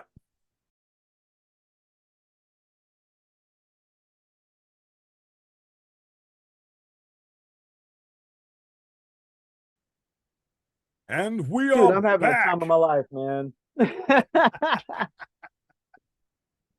are you drinking? Oh, wonderful. Cheers. So, yeah, absolutely. Cheers. So, I would love to tell you about the way that I escaped the vaccination in an industry that absolutely mandated and put so much pressure on it. Oh, please tell. All right. So, we come back to work and I get released to the line. I start working. All of a sudden, we start getting emails from the company saying, "Hey, you need to get your COVID-19 vaccine," and they're giving us deadlines like a month out. All right. All right. So I'm brand new. I'm loving what I do. I am not pressured one bit to get it. I'm just like, listen, hey, I'll be 2 months into this. They fire me, then they fire me. This is not God's will for me, right? That was my attitude. Right. Even though I love what I did and I want this to be my future, I was willing to be, look, hey, cool. And then if a lawyer would, because I knew this is bullshit from the beginning, man. So I I let the deadlines come, and then like 2 days before, okay, we're pushing the next month, and I'm like, whew. And as you know, for an analogy, the highest nail gets the hammer, right? If you got a deck and the nails start coming up, you're gonna get hammered down. So I kept my mouth shut. I did not even give my opinion on nothing. I was just like, okay. And I was ready because I don't know if you know, there's a lady here called Peggy Hall, and she was all about helping us normal people get through it. And her thing was she was forced to get kicked off a Southwest flight because she wouldn't wear a mask. And that's when she went in on the airlines and was just like, all right, this is what you need to do. These are the laws that, that oh gosh, there's a Title 9 of the 1969 Free Speech Act, where freedom of religion, number one, is that's it. No one can touch that. A doctor can't come in. Someone else can't come in and say you don't believe this. And I even had other people that I reached out to in the community, and they were like, no, you need to go with a lawyer or go with law. And I was like, no, because all a doctor has to do is come in and say he's a risk. I am going to order that person to do it. With religion, no one can come in and tell you what you do or don't believe. So I went the religious route. So after them pushing it back like 8 months, finally it came down. Okay, this is it. No more delays. You need to, dude. At 11:59 that night, that I had to turn in my religious exemption form, that Peggy Hall, the Healthy American, helped me write. I cited a couple of Bible verses basically saying that my creator created me with a perfectly functioning immune system. I do not wish to compromise it. That's that. Now, they could still reject it, right? Right. I sent that in. Dude, I went right through, man. They're like, okay. It's like, what? Well, so I'm one of the very few in the industry that got through unjabbed. Wow. I am so proud of that. And I did it legally, so I have no problem talking about it. I mean, I went by their rules and their thing. Yeah. And I turned in a religious exemption, and I 100% do believe in the creator created me in his image, or his or her image, whatever. I don't care. I'm not gonna give it a gender if we're gonna be fucking contemporary. It can be a gender, I think. Can be. Because everything is duality, and I think the creator is all that. Right. I mean, because they don't say God and his goddess, it says God. So because that's pagan when you point at more than one, it's going to be pagan. So yeah, God, and like I said, whatever you want to call it, Allah, Krishna, Zeus, yeah, Yahweh, whatever, man. That entity created me in its image, and I was born with a perfectly functioning immune system. I just put it out there. Like I said, I was willing, even if they would have denied it and fired me, that's fine. Right. But I got straight through, and I am so proud of that. And I wish I could scream at the top of my lungs, I'm unvaccinated, to everyone I see, but that would be crass, that would be a little over the top. Yeah. But yeah. I want everyone out there to know that I am one of the very few cabin members or even airline industry people who got through without getting jabbed. Right. Wow. And I'm so proud of that. Not a single one of us regret not taking it. That is. Oh, no, me either. I knew that. I think that there were some things pointed out just a week before I had this burnout that, the yellow vests were protesting in Paris, and a lot of a lot of cities in Europe were on fire in the way that people were, uh, doing protests and stuff like that against all the stuff that was going on. And we were thinking about, they're gonna figure something out to stop this, because this is going to be a revolution to take over, right? As the people, we're going to take over, so that there will be something going on. And then they came with the lockdown with this so-called virus. And I know that at that time, uh, I took it for granted that I had to stay at home with the burnout, so I don't have to go to my job. And if they were demanding me for jabbing and stuff like that, I would say my belief system, just like you said, but a little bit different. I would say my belief system doesn't allow that. Well, what's your belief system? Well, first of all, I don't have to tell you what belief system I have, because that's privacy. But other ways, because I'm that kind of person too, I would tell them my belief system is that I don't believe in it, right?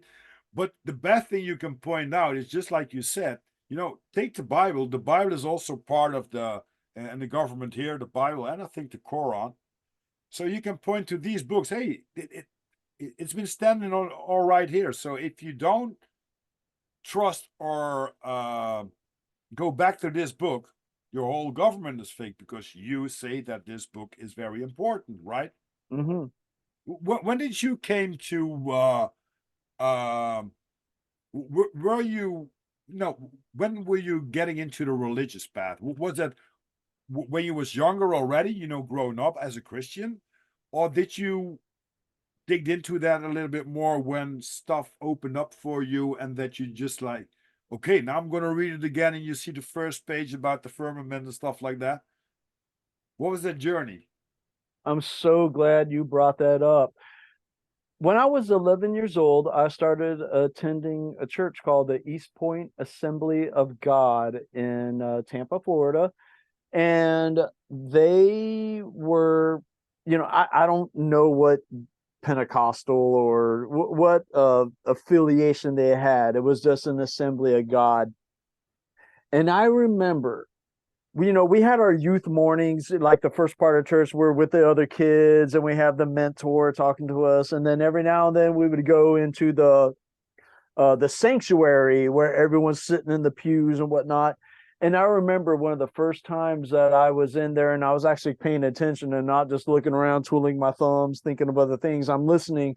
And the guy was just like, we don't read the Old Testament. We only talk about Jesus. And he actually specifically said, don't bother with Genesis. Don't bother. And I just remember, I was like, okay, so, and I remember in front of you, you had the Bibles. I picked it up and I'm flumming through it and I don't see Genesis until I flip all the way back. I'm like, oh shit, that's page 1. Right. It went whoa, way over my head. I put it back down. And I'm like, okay, I get. And then I saw the Old Testament is the first like 1/5 of the book, and then the rest is the red letters and whatnot. Right. So that part sunk in. I was like, oh, okay. So we only read the New Testament in this church. Never thought about it again until I discovered the flat earth. I was really confused at one point and just saying to myself, why is this happening? Why am I hearing this? And then about whenever I discovered how the Masons were running the world and they can be good or bad, I remember I was me and my mom way back in the day in like 2010 to 2012, we would go thrift storing. Right. And I saw behind a glass case a Bible that had the Mason symbol on it. I bought it because I was just waking up to the man. I was like, hold up, these two things don't mesh. Like, I just learned they find the Prince of Light, Lucifer, as their god, and I see a Bible here with their logo on it. I bought it for like $3.50. So I had this Bible for like I would say I probably bought it in 2011. So I have it for 4 or 5 years collecting dust. The very first time I opened it with a question, and I'm reading, and they're talking about the astronauts reading Genesis 1 and how that was contradicting the fact that space is not real. They're not going to the moon and the earth is flat. So I'm reading, I was like, okay, I'm going to open up to page 1 and I'm going to ask, what is God telling me about the world? Boom! It showed in chronological order how he formed everything. The earth existed before the sun and moon, and it just immediately clicked with dude. And I shed tears reading it. I was like, oh my God. The very first time I ever opened the Bible with a question, it answered it within 30 seconds. Wow. I didn't even get halfway down the first column. Oh my. You went purple. Yeah. Everything all right? You good? Yeah. You still got Yeah. power? We're talking about God, and I had it on my podcast with Milton. Also, oh yeah, battery died from my other laptop, so that's no problem. I don't know if you saw that. Milton was answering one of my questions, and he said maybe God is hiding from us, and all of a sudden, the window behind him lit just like a beautiful light. You almost didn't see Milton, just like I'm here, I'm here. And you were talking about God, my lights go off, just like I'm here. I was talking to Liberty, about that thing that happened with God and with Milton. And when I was telling exactly the same question, just like maybe God is hiding from us, a freight train came just past her house, just like I'm here. Oh Stick the yeah. ground. Oh yeah. But yeah, man, that was my experience with the Bible. Oh And shit! Now everything goes down. and the first time I ever cracked it open with a question, like I said, it's amazing how it was almost like a speaker came down from the heavens and just blared it in my ear, inaudibly, mind you. Just, this is what you're reading, hear it, listen, this is real. Right. And it was the most profound experience I've ever had with a book. And yeah, man, the Big Bang is 100% shit, and I cannot believe Oh I ever believed it. I never bought it too. no! Even whenever I was young, I was like, "What the fuck are you talking about? We're monkeys." Yeah, coming Or from a nothing soup. came from a, yeah, a fucking spoon-sized soup of something that weighs trillions upon trillions of tons just exploded, and I'm here now. Get the fuck out of here. I never That's what I bought that. thought, even as a kid, before I even knew curse words. Oh yeah, I had something like, huh?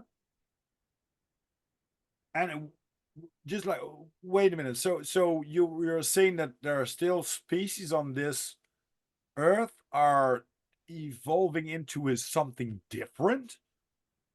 And then a friend of mine brought up just like, yeah, man, that's evolution. I said, what do you mean? Yeah, we evolved as people. I said, all the things I see, like the paintings from people that make paintings from people, I see people. Just like Yeah. the normal things that you see with people, like a face, a body, and hands, legs, stuff like that. It's not like, oh, we had fins and we had some stuff like that. It's not. And it's the same thing. Okay, if we see a cow nowadays, could that be a family of the killer whale?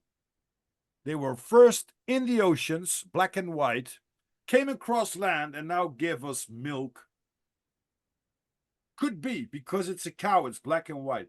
And I didn't get it that people were buying it in the first place, because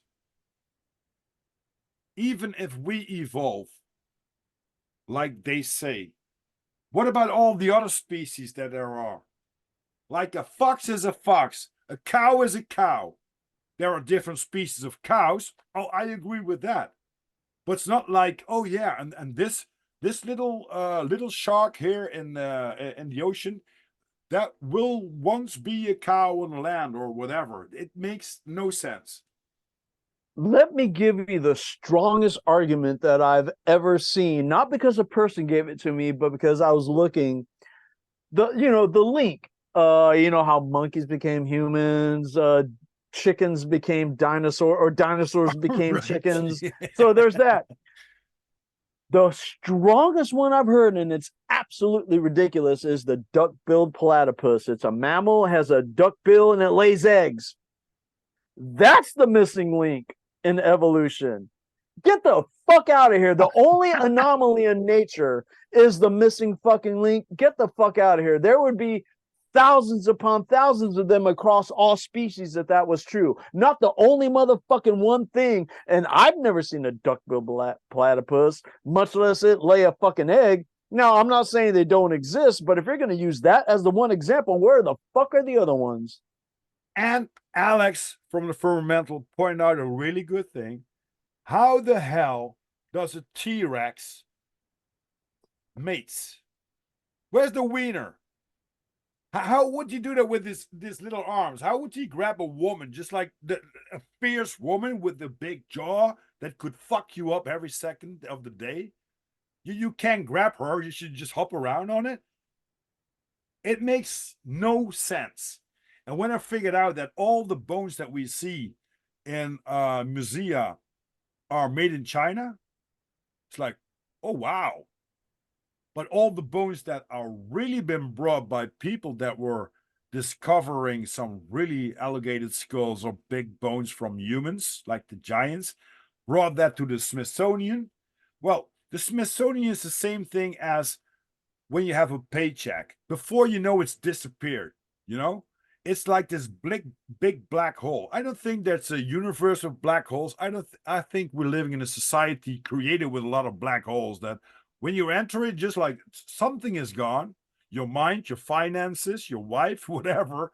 But it's something like, oh yeah, we lost track about this. How the fuck could you lose track on that? And then there was this guy. I think it was an American. He said, "Can I borrow the skull of like a dinosaur?" And they said no. And he said, well, I got some money. I got some wealth. I'm going to buy myself a skull from a so-called dinosaur. But he collected more skulls, like babies until adults. And he figured out that all these are the same animal. But lined up for science, they all had a different name. Like a bronchosaurus and a stegosaurus, whatever the names are. I don't know that. I'm struggling about my words. But these had all for science other names, like this is another animal.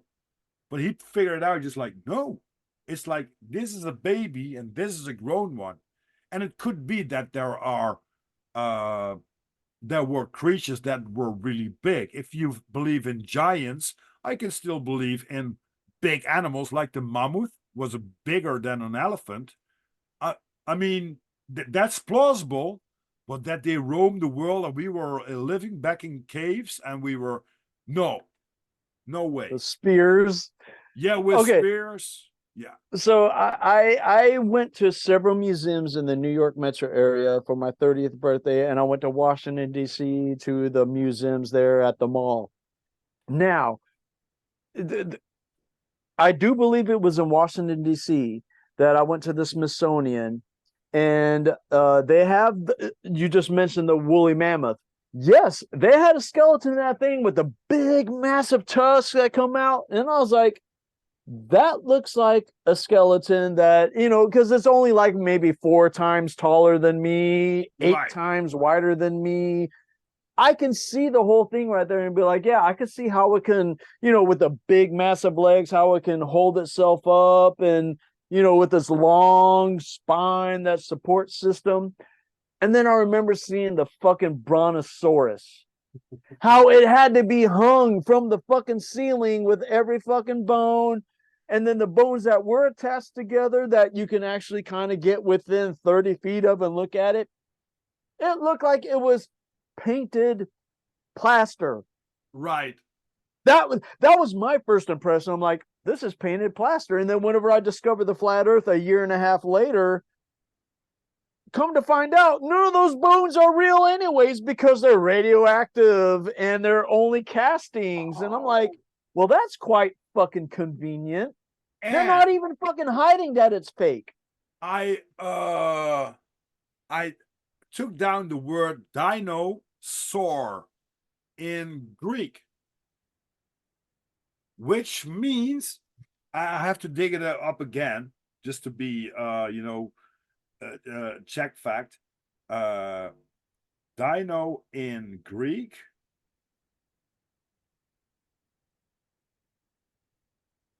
Now, this is the wrong dino in Greek. The word dino. The word ancient Greek dinos, terrible, awesome, mighty, fearfully great. That's only dino. And then sour,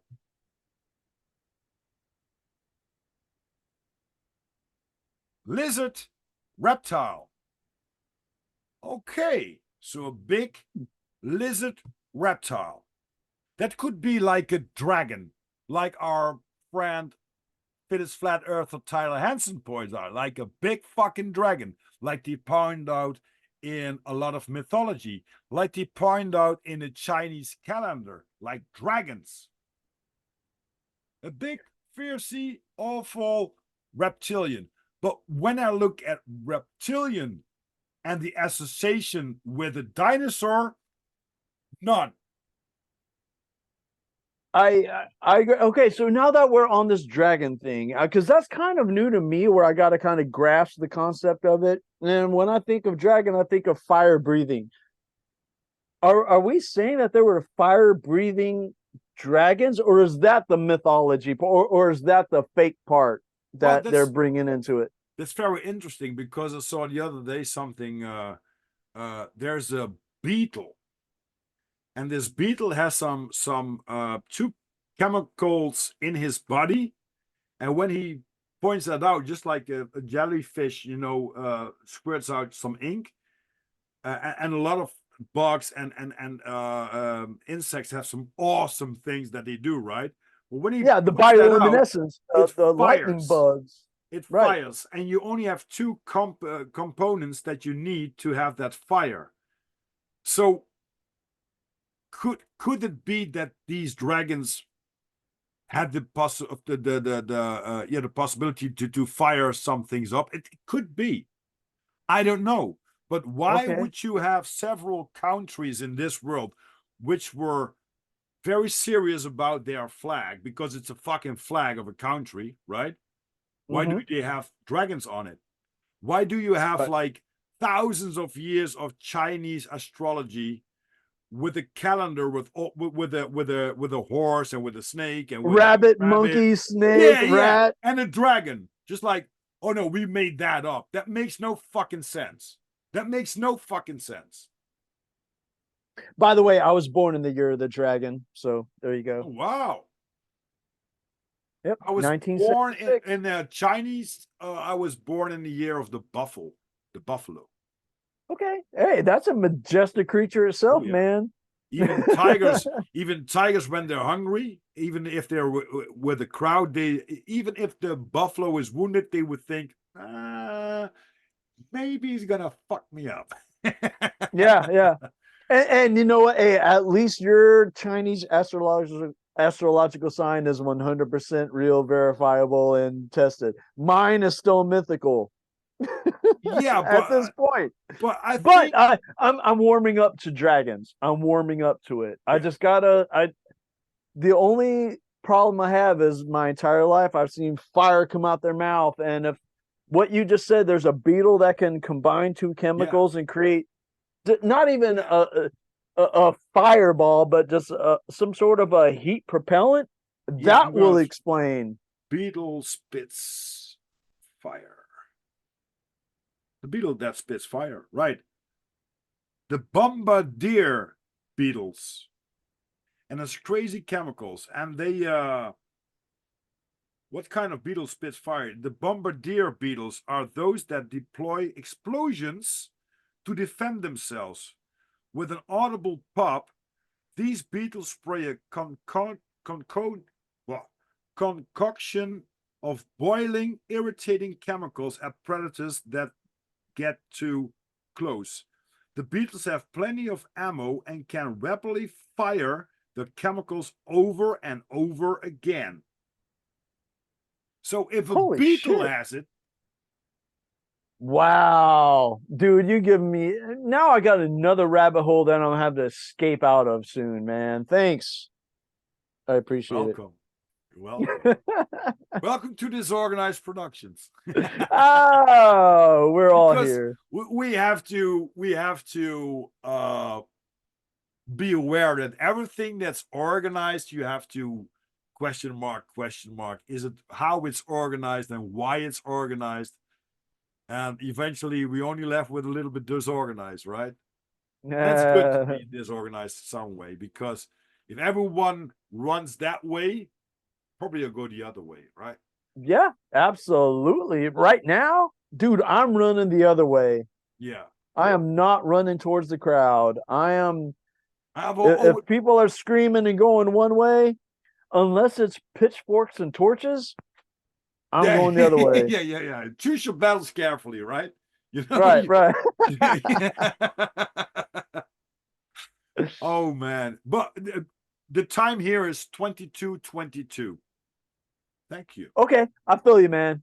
Do you want to do your 12 questions or Yeah. what's up? Let's hop on a 12th question, because otherwise All right. I can ramble on. Dude, Not hey man, I ramble on. We can't have a believe it. great We're on conversation. like what, 3 hours right now? Three and Three a and a half half. hours? 3.5. 3 hours and 20 minutes. My goodness. I'm the self-proclaimed emperor of marathon podcast.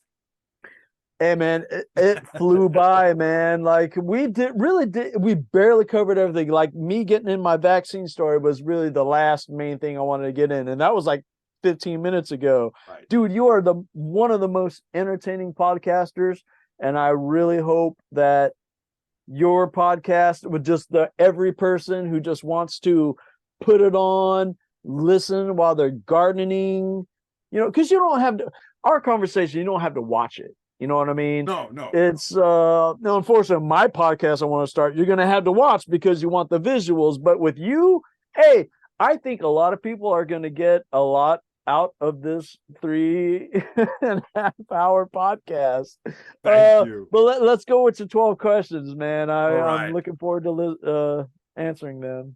I know them for sure from my head. I just have to wrap it up because, all right, the first question will be, what is your definition of God?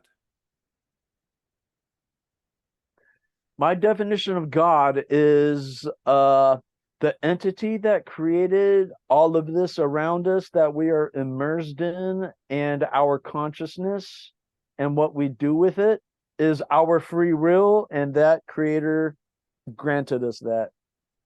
Amen to that. And what's your definition of the devil? The devil is the adversary who stands in your way and makes it look even better than the path you should be on. And you need to discern that. Amen to that too, yeah. What's your favorite color? Gunmetal gray. Gunmetal gray. What's your favorite music? My favorite music used to be hip hop. But right now I am just sticking with the old school country, and I really do love the 1950s stuff. Uh, but if I have a genre that I gotta specifically go with, I'm going with the mid 80s to early 90s country. Yeah, Raul gave me that fever too. Yeah, and I agree with him, and that's why I was like, "Damn, this dude gets it. He understands." Because we're Yeah. him and I are the exact same age. But So man, if I have a conversation with Raul, we point out like metal, country, hip hop. It's not. It's and a lot of things is related to the state and the emotion that you're feeling at that time that when you resonate with the music. right. Sometimes you just need to pump it up, and gotta got some real street punk and stuff like that. And sometimes you just like sitting down and just have some conversation, or not a conversation, just listening to some classic music. I love all kind of I music. was just about to mention that I love classical music too, man. So, it first of all, I would definitely say if I want to relax, classical music, and that's my breakaway from critical thinking. And I think that Bach, I think the Seventh Symphony is in the right hertz, so 432. If I'm not Oh, pronouncing it. Vivaldi's Four Oh Seasons is one of yeah. the best albums ever. Wow. Yeah, music, man. Yes. Oh, love that. What's your favorite movie or series? My favorite series, like I said, if I'm gonna escape and I'm gonna watch a series right now, it's gonna be something with Gordon Ramsay and Hell's Kitchen and or MasterChef. That's superficial, I know, but if we're talking about a movie, Dumb and Dumber, and if we're talking about scripted, definitely probably The Shield. Hmm. What's your favorite book? Man, that's a good one. The Celestine Prophecy. Hey, I had that one too. Yes. Because Vika was asking me the 12 questions that I have, and I struggled a lot. I struggled a lot with like, oh, what the fuck do I put my guests through? But Celestine Prophecy is one of the first books that I read, just like, yeah, there is some energy, and now I know what to dig into. I have to read it again. I got it right Yes. there, but I have to read it again. The Celestine Prophecy. Yeah. And Yeah. now it's an easy question to answer at this point. Oh yeah. Yes. Wow. Yes. Wow. What's your favorite drink? Water. Favorite food? I love making my own vegan lo mein. Lo mein? What was that? I don't know. I'm not familiar with that. It's basically a spaghetti style noodle with soy sauce, a little bit of garlic, a little bit of ginger, some what's the other sauce that is Asian that you put on there? Oh, sesame oil, a little bit of brown sugar, and yeah, that's the base, and you can add other things, but it's extremely simple, extremely delicious. I love making my own vegan lo mein. Wow. What kind of clothing you like to wear the most? Shorts and a t-shirt, my man, and Probably you live running in Florida, shoes. right? Yeah, Because you're absolutely. gonna Yep. freeze your ass off when you're here in the Netherlands with that kind of Yeah. weather. Not always, but Yeah, I might wear a pair of long johns and something over it, but I can't wear bulky stuff, man. I'd much rather be hot than cold any day. I love that Charlie Sheen with 2.5 Men always had this boating shirt and this shorts Hmm. on, just like what the fuck? Yep. We just, oh yeah, Yep. no. I love that series too, by the way. Charlie. What would be your favorite holiday or vacation destination? Because I think there's a difference, right? Holidays is with Christmas and stuff like that.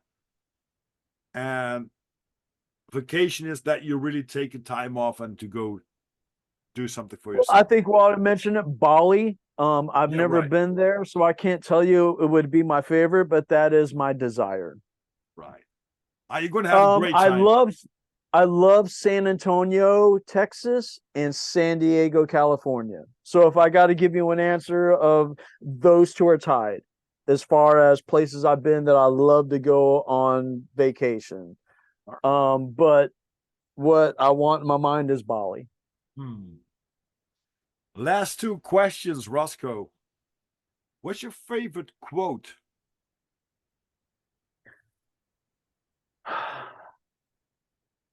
I had to think about this one, but I like this one because it's something that I'm aspiring to. Success is where opportunity and preparation meet.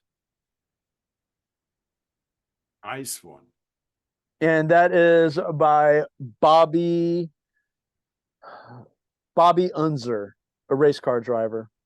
Right. What's your life's motto?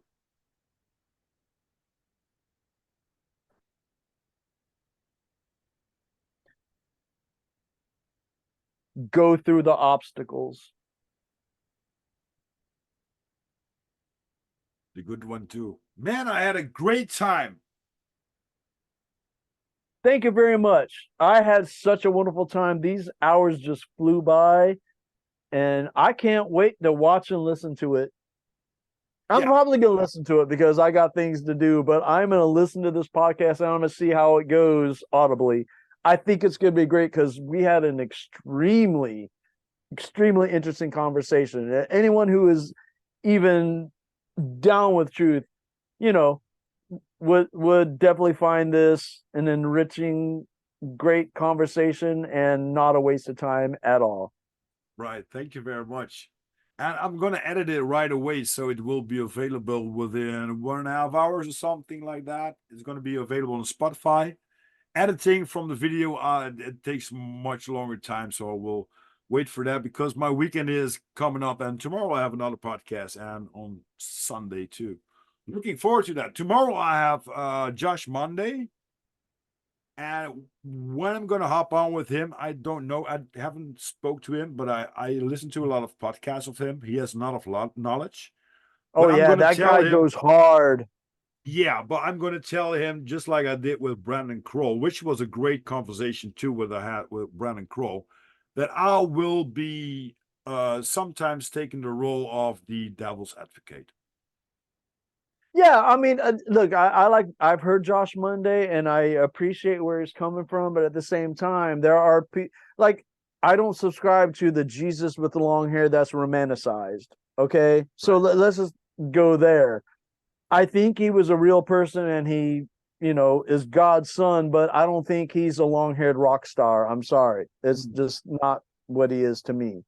So, well, I'll just leave it at that. But I do love Josh Monday's work, and I'm about to listen to that other podcast that you just mentioned. What's Brandon his name? Kroll. Yeah. Yeah, I was listening to that right before I logged on with you, Oh, so I'm gonna listen to that one. I think it's one of my best, to be honest, Okay. because I had I listened to him on the episode with Firmamental, and you know that your mind makes up something like some kind of the first impression, and especially when you went to sales like 25 years, that your first impression isn't always the good impression that you have from someone.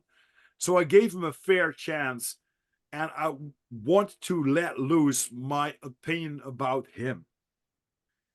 And I think we were halfway when I told him that I thought he was very narcissistic, egocentric, but now I knew why, where he comes from, or what he's been dealing through. And just to be honest, I think if you're listening to if you listen to that episode and you listen then to his lectures and his presentations, it makes sense. But if you only listen to his presentations, it's just like, you don't know who this guy is, and he's giving so much knowledge from his side, but it sounds a little bit, just like I said, it made me feel like that's not the person I'm going to talk to with the presentation. I Yeah. want to talk to the Brandon Kroll, and even a few people that I know that couldn't stand his voice or whatever said to me after that episode that you made, now we know where he comes from and why he does that. It makes total sense. And I think that's what I want to point out. It's not only like the subject that you're famous with or that you know a lot about, but how does the person live and forms, because only talking about a subject is just a little part of that person, right? If I'm Right. going to talk about planes and stuff like that, we could talk hours about that and stories about that, but that's not you. It's just like something you experience and something you gained in life, but that didn't make you Roscoe.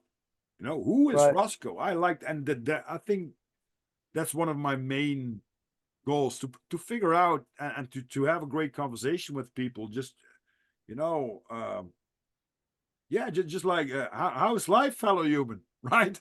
I mean, Dude, I feel like I've known you for years, man. It's insane.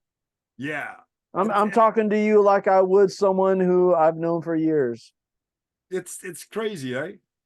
Yeah. But I think that's when we talked about it before. That's the conscious, that's the ether. We are talking to each other right now with love and with respect, and even if there's just only this little gap between me and the camera or the audio, there is this consciousness that connects right away. I think there's, maybe they say like the speed of light. No, there's one thing faster. That's the speed of thought.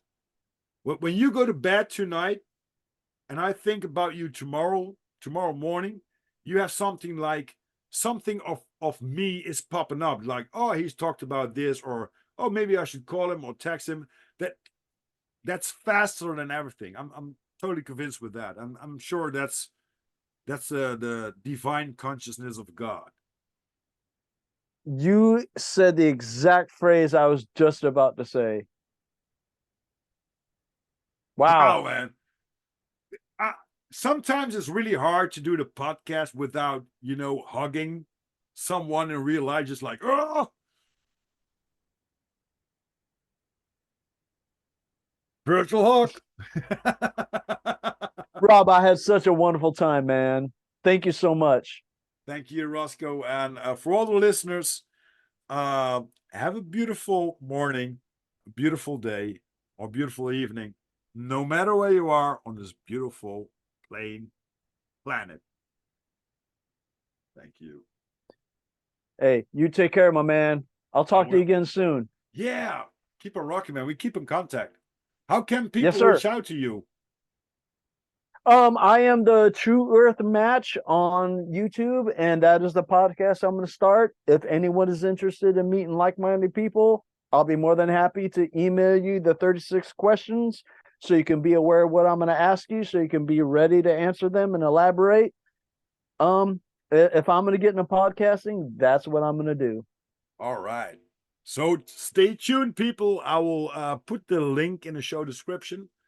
And thank you again, Roscoe. And we keep on rocking, baby. Thank you, Rob. You have yourself a wonderful morning. Thank you very much. Peace.